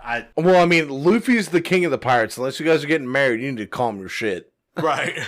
He's not looking for a queen as far as we're aware. But she looks really cool in that moment. She kind of gives me Alvida and Buggy a little bit. The formal dress kind of just like really contrasts with that pirate queen aesthetic really well. Now, over to the Straw Hats getting absolutely bopped on the sea. Yeah, they ain't ready for no... frustrated. They can fight hand to hand. They don't know how to fight on boats. No. I mean, Usopp maybe does, as we'll soon see. But they are getting lit up on the sea. They're not ready for this, and you can see it in their expressions and their reactions. It's so cool. It's so real. It's raw. Like, Luffy's like, why don't you shoot some cannonballs at us? Like, he has no other recourse but to, like, just despair at their situation. Like, please, give me something I can work with. I also love that Usopp casually, perhaps even accidentally, fucking destroys a whole Navy ship. Makes me think, it's like, what's in those cannonballs you're using? That was one. Page 9, the middle right of page 9, Usopp's face after he destroys that ship. Like, oh. And he says, uh-oh. Is so good. It's so Usopp, but, I mean, I'm going to give him his props. He did it whether he wanted to or not. It's like, are they going to be mad about that? The Straw Hats are going to be mad. The Navy, however, they might. Middle of 10, Hina with her knuckles fucking cracking. Oh my god, I'm drooling. Yeah. Bon Clay's face at the bottom of 11, like, bleh.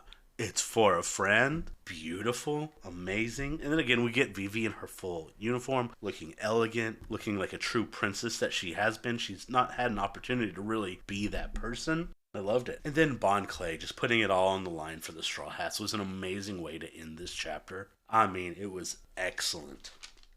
My summary, this was another amazing chapter. Another great way to conclude Alabasta. It was fun. It was heartfelt and emotional. And it had some interesting situations, stuff that really made me like stop and think about the situation at hand. And they had to navigate it in ways that just we haven't seen them really put in a position like this before, especially at sea. I loved this so much. I think if next chapter wasn't so crazy emotional, this would have been my favorite chapter of the volume. I'm so excited to get into it. Well, I'm glad you're excited, V, because 216 is V. Oh, woo! I love this chapter. I really do. Yeah. The chapter opens with a flashback that, to be honest, is kind of a long time coming. Like, obviously, we've known for a long time that Vivi and Igaram had infiltrated Baroque Works, but this is the first time we find out exactly how that came to be and how that conversation happened, and I was happy to get a little bit of resolution as far as that was concerned.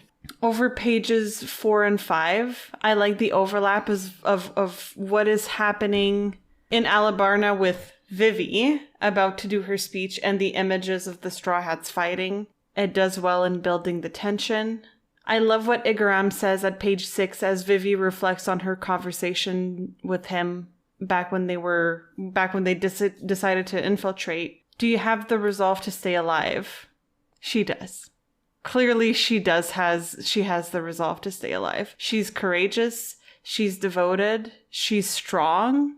And she's smart, and this shows now, and it has showed consistently ever since we met her, that she is all of these things and more.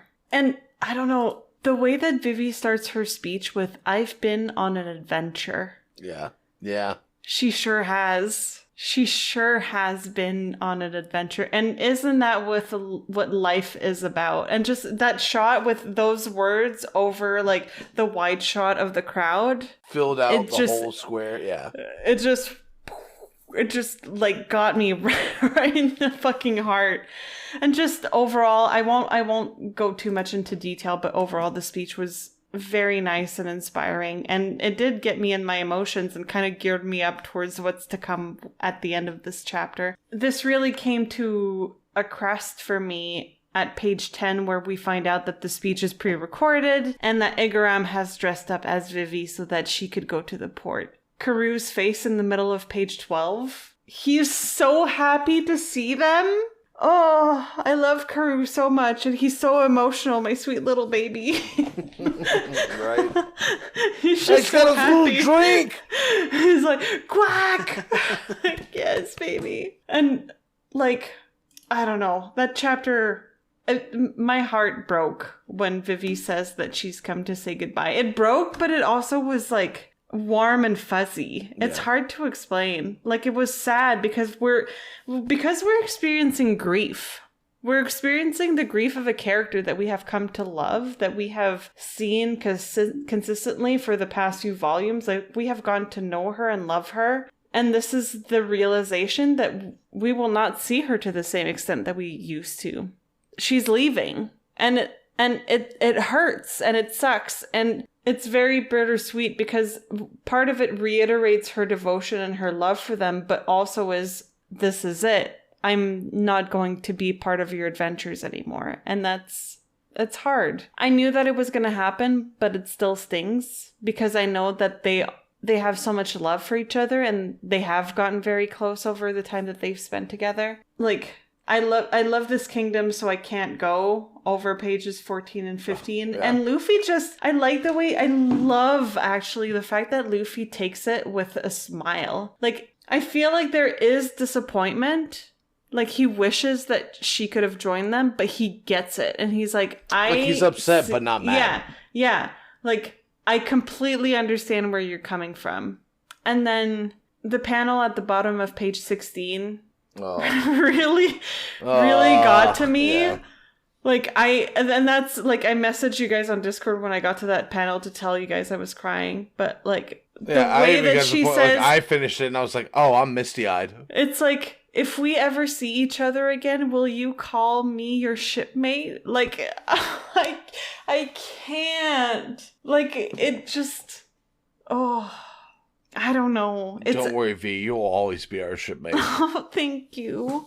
But it really gets to me. Like, just, you know, not only in the way that Oda is conveying the emotion and the way that her facial expressions are drawn, but just the way it's like I can almost hear her in my head saying, "If we ever see each other again, will you call me your shipmate?" Like, I wish I could give her such a big hug in that moment. Because I feel like I can relate to the fear of being left behind and wanting people to love me, even if I'm not actively present, and wanting to make sure that, you know, everything that we have gone through together still stands, even though we might be physically separated. Like, it does tap in a lot of my, like, anxieties and my, like, because I have made friends and such good friends with people that are so far away, like... Well, I mean, it's a continent. Yeah. It's a big one. Continents are a human conception. Distance is real. So is time. But yeah, that bottom panel of page 16 is just, it's everything. Just, will you call me your shipmate? And yeah, I feel like in that moment I can relate to her.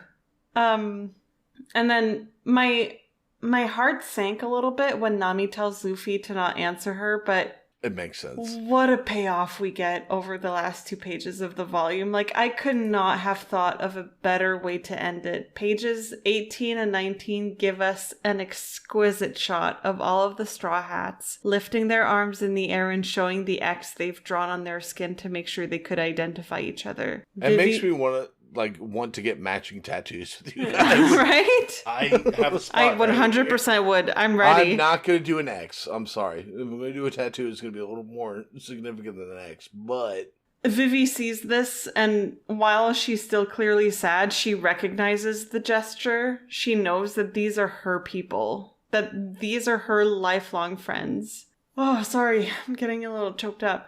And both her and Aw. Karoo lift their arms in response as the words, "No matter what happens from here on, our left arms will bear the sign of our fellowship." Oh, And- the X's. Oh. And then just, it ends with the single panel of the Straw Hat Jolly Roger as it sails away from Alabasta. And like, that 2-page spread it's beautiful. I don't really have the words for it.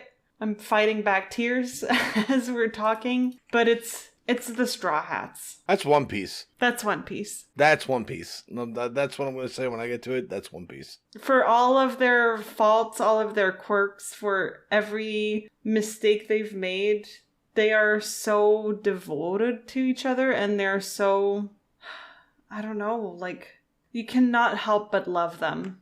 And I feel like that's something that everyone that comes close to them, like, and we did see that with Bon Clay earlier, everyone that actually gets to know them feels that, and it spreads. And it's beautiful. it's the friends you make along the way. It is. And that's what I had for 216. Assume that means me. Hachi is apparently robbing the homeless of the Catfish Village. Again, like we said, full swing. Yeah. V was like, I kind of get Hachi. And I'm like, Hachi's kind of a piece of shit. He was okay before, and now he's, fuck him. Like, even the mermaid and her starfish friend are like, what the Like, fuck? what the fuck, dude? Like, Jesus. But the flashback of, like, Agram, in this point, gives very Hagrid vibes. Oh, well, it's like, they're trying to, like, overthrow the kingdom. Shouldn't have said that. Shouldn't have said that. Shouldn't have said that. Because he has the moment where he's like, I've said too much. I shouldn't have said that. Yeah, That's very good. Agram is very Hagrid-esque. This bitch is about to make me go on an adventure. We get to see what is assumed Princess Vivi coming out for the royal address. Crowd goes wild. Then we get to see the cool shot, bottom of 4, with the Straw Hats just fighting the Marines off the deck. I like that. That's cool. Luffy kicking across the ship to kick somebody off the boat across the way. Like that. Zolo's dealing with the people on board. Sanji's dealing with the people trying to board. I like it. And the top of 5 is like, what are you doing? It's only one ship. The 2 strong lieutenant or cannons aren't stopping them. And Luffy be like, get the fuck out of my goddamn way. And then middle panel, it's like, it's Princess Vivi, princess. Oh, look how she's grown. That's foreshadowing. That's a grown-ass man in drag. Look how she's grown in size Look how and she's mass. grown. Why are her shoulders so broad? Why does it look like she's like packing some heat, if you know what I mean? Again, the line of, do you have the resolve to stay alive? Super heavy. And then mega heavy, 6. Bottom of 6. I've been on an adventure. Great way to start a royal address. God damn. And the thing is, like, the panels after that, it shows, like, all of the people, like, it's coming over the loudspeakers, all the people of the kingdom are just absolutely hanging on every word she has to say. It's like, oh, it's her, she's talking. And also the thing, like, middle left panel of 7. It's like, oh, Koza, she's doing the address, you should pay attention. It's like, bro, it's on loudspeakers. You remember when I got shot? Anyways, I love the symbolism. Again, the symbolism in this volume has been heavy as shit. But middle panel, which is like, alright, even all of 8, it was like, I saw a creature I never imagined, landscapes out of a dream. At times the sound of the ocean waves was soothing, gently enveloping me and easing my cares. At other times it was harsh, mocking me and playing on my fears. But in the darkness of the storm, I encountered a little ship. It gave me a push and said, don't you see that light? Yeah. That strange little ship never lost its way, even in the dark. It would dance on the giant waves, and Cobra's smirk as it's drinking some tea. Great. It didn't resist the tugs of the tides, but sailed ahead through the roughest headwinds. And pointing forward, it said, look, there's the light. In time, historians will say it was just a legend. But for me, that was the truth. And, sorry, I'm just doing a lot of No, reading I straight from the think page that from this here. is a But it's very moment powerful. where reading every bit of this speech actually makes total sense. So Yeah. continue on. And then we cut the Straw Hats, like, you hear the speech, that was her voice. Let's go, it's already past noon. And Luffy's immediately like, no, stop. Like, we'll wait. It's Vivi, she's coming. We wait for our shipmates. And then we find out Agram's standing in for her. Is it Igram or is it At the- Terracotta, perhaps? Do we know? It's Agram. Yeah, I think so. It's not the first time that he's been a stand-in. Crossroads. Got some nice tits for Igram. I mean, I'm not going to comment. Alabarno was just coming over the loudspeakers, and then we hear her scream, you guys, as they're stalling, as the merry goes contemplating sailing away on the bottom of 11. I love that Usopp. I assume it's Usopp is like, Karoo! In my headcanon, that is very much Usopp's like, Karoo, yeah! And then we see them on the shore waving them, and Luffy's immediately like, I told you she'd come. And even Usopp's like, alright, yeah, fuck yeah, let's turn the ship around. Even though they're surrounded by the Navy. It's like, God damn it, these are the Straw Hats. This is them. And then we get the line of, I've come to say goodbye. And then Vivi in her boss bitch moment is like, Karoo, the microphone. I can't go with you, thank you for everything. I like to continue my adventures, but when it comes down to it, I love this kingdom. That spread over the crowd. Yeah. Yeah. I love this kingdom, so I can't go. Luffy immediately being like, I see, like you mentioned. And he's like, I get it. Big props to Luffy for that. But back to Vivi, I'm going to stay here, but if we ever see each other again, will you call me your shipmate? That quote, it fucking yeah, gets the raw to me. emotion, although the view of the mouth, getting to see all of your teeth. Stop, Dylan. That's so unnecessary here. And then the tongue, and then It is unnecessary. I don't like dental trauma. And This is not trauma. I mean, it's a different kind of trauma. It's like, I see it, and I'm like, someone's teeth are about to get smashed out. If you show that many teeth, some of them are about to go missing. But it's like top middle panel of 17, like Luffy's face is very much like, I get it, I accept this. Like, he's come to out of all the people who would gnash their teeth, stomp their feet, and dig their heels in, Luffy's being like, I get it, I understand, I'm okay with this. And the Marines are instantly like, oh, she's in cahoots, blah blah blah blah blah. And Luffy's like, you know what, you're my buddy, fuck yeah, someday we'll. And then Nami's like, stop, we're criminals. She can't be associated with us. We have to just leave. I feel like that's something that might come up in the future. You know, her being the princess and kind of, you know, her relationship with the Straw Hats. I don't know. I feel like it's not the last time that we're going to hear from her. I know that in my heart. And I'm just looking forward to I could definitely see her being like the Straw Hats and to be a warlord of the sea. I feel like she could push Luffy to being a warlord of the sea. It's like, no, he's a force for good. Yeah, he's a pirate, but he does good. That's just me. And then we'll just quietly take our leave, and then, like, Vivi's face, damn. Middle panel, bottom 17, it's like, fuck. Last 2 pages. Fucking the left hand's up with the X on the back, and then fucking Vivi and Crew, the last panel, holding that hand up with the X in the back. That's fucking One Piece. Everything I've read so fucking far, that is fucking One Piece right fucking there. Hell fucking yes, that is the best way to close the Albarna arc. And I've heard the Albarna arc is like almost the creme de la creme. That is the way to end it. Fuck yes. It's such a good payoff for everything that we have gone through. So good.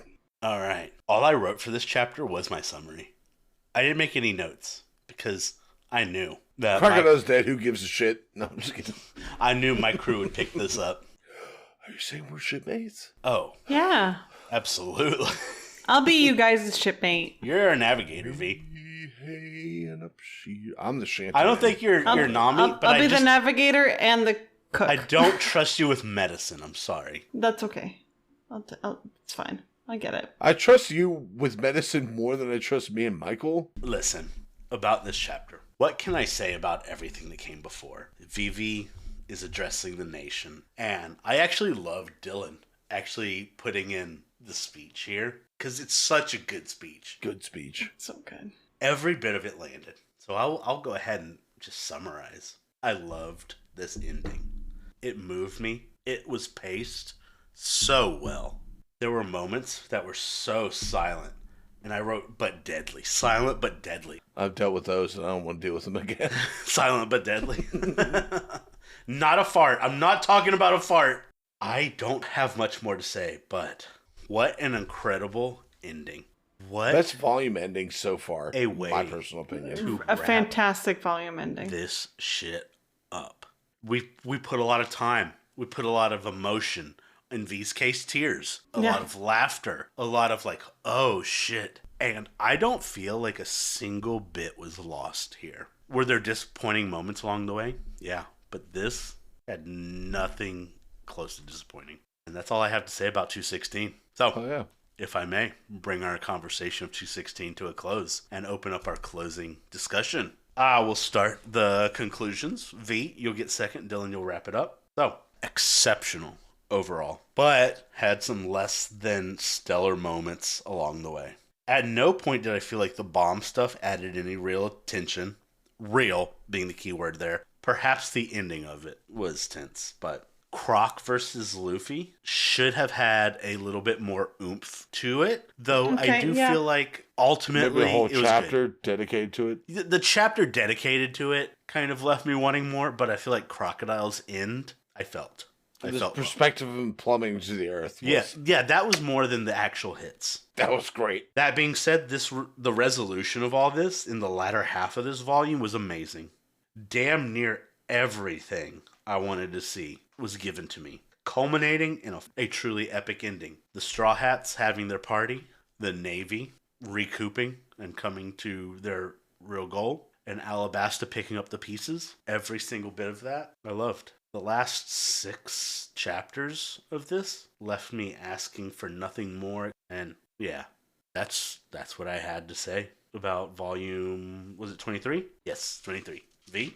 I kind of hate to belabor the point because we've kind of said that jokingly before this. I do truly feel like this chapter encapsulates it encapsulates everything that the Straw Hats are capable of, or the result of what the Straw Hats are capable of. We saw it in fights in previous volumes, but we see the results, we see the fruits of their labor, we see what the result is of them putting their hearts on the line or their bodies on the line for people that they've honestly maybe haven't known for that long, but their dedication shines through and their influence is felt throughout.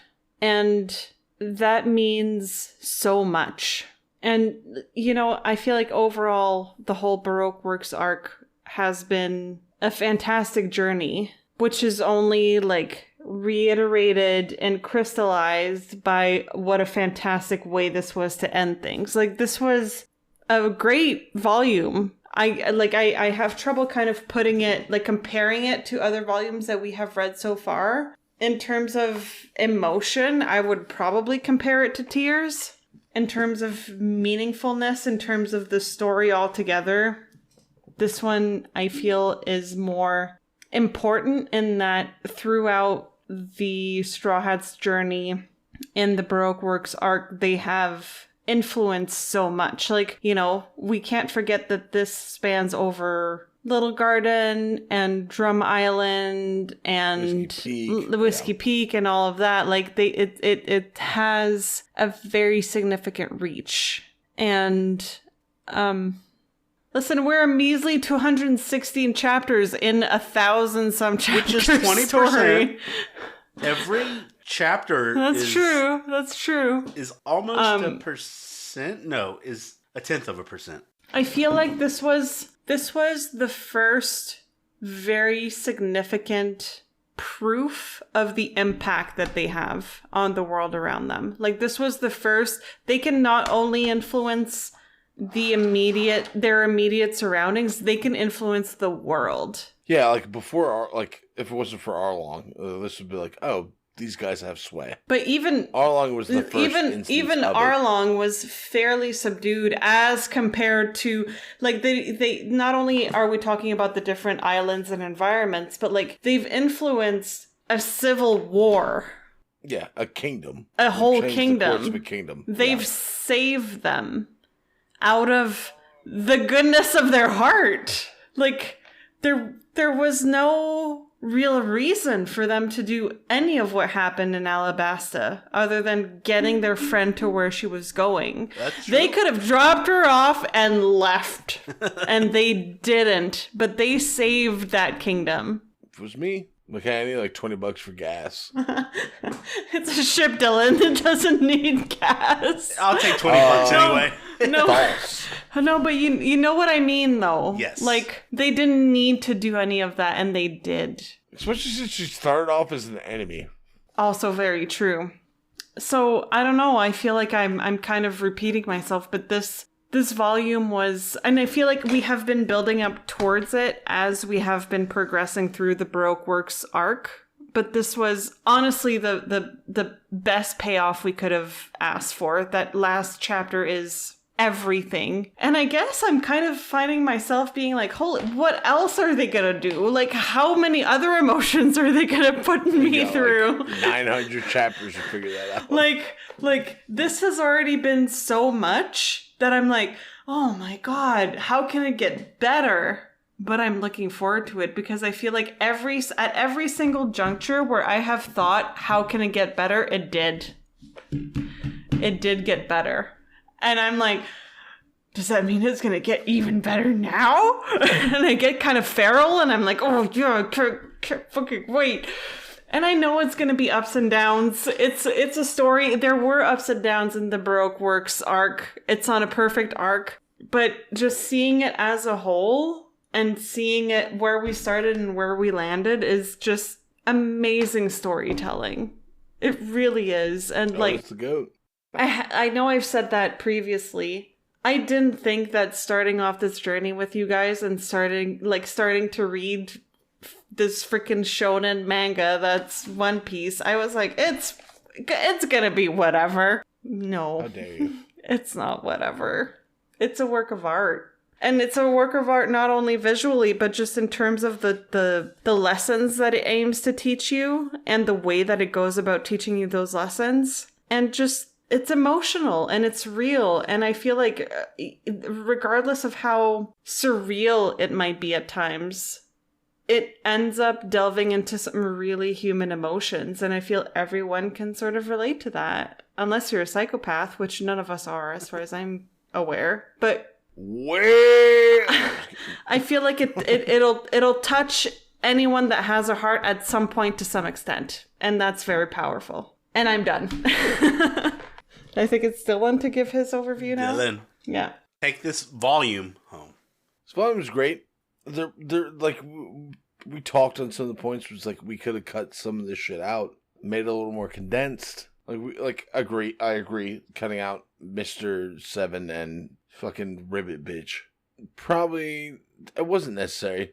You've already got it on a timer. Why couldn't the shot of the cannon be on a timer itself? Give it like a whole 24 scenario. It's like, oh, we disarmed the bomb. Oh, wait, no. We disarmed the charging shot for the bomb. Now we have to actually disarm the bomb. That could have been done. Michael, I think you said the tension that the bomb was trying to give didn't hit super Not hard. for me. I think that really gave a sense of urgency. To me, that related to like anytime you're playing D&D and then all of a sudden your dungeon master pulls out an hourglass and flips it and sets it down on the table. It's like, oh shit. But the biggest takeaway from this is the ending of this whole volume. That's One Piece, baby. That is the most hardcore representation of what One Piece is. Doesn't matter even if you have to hide it, you're still friends. You're still crewmates. And that's all I got. Hell yeah, Dylan. All right. I'm going to take a quick, if I may present to you, the cover art for the next volume. I spy with my little eye, little Nika Robin. And some in characters we've not seen before. Oh. Yeah, she's there though. But she is peeking. Is that supposed to be Smoker on the right? That is not Smoker. No, He has I don't white think hair. so. Okay. I don't know. It's the way his mouth is hold open. There could be like 4 cigars. I don't know these guys, but they're not what I'm currently interested in. But I do see Nico Robin. Yeah, she is there. Let me present to you the volume name, actually, because it's in Japanese. The title is People's Dreams. What are Nico Robin's dreams, I wonder? But she's gonna be part. I'm happy about that because I feel like in this volume I had kind of expected some sort of idea of what was going on with her, but we didn't see her at all. Yeah, she's like, I'm unconscious. Ugh. Yeah, I'm somewhere in the rubble. We don't know how she got it. No, I'm excited. Any other thoughts on the other stuff going on besides Nico Robin here? The guy that I thought was Smoker, Zola's gonna kick that dude's ass specifically. I don't know why. He's got a cape with some laurels on it. Yeah. He's always going to beat the shit out of him. I'm trying to foresee what they're going to be a part of, and I'm having trouble. Clearly, this is not something you've seen before, right? No, right. It feels not out of place, but not something not something I can relate to anything I've seen so far, is what I'm saying, you know? Big, strong guy screaming in the back. That's the Luffy fight to me. And then they're like, I want snacks. Guy on the left.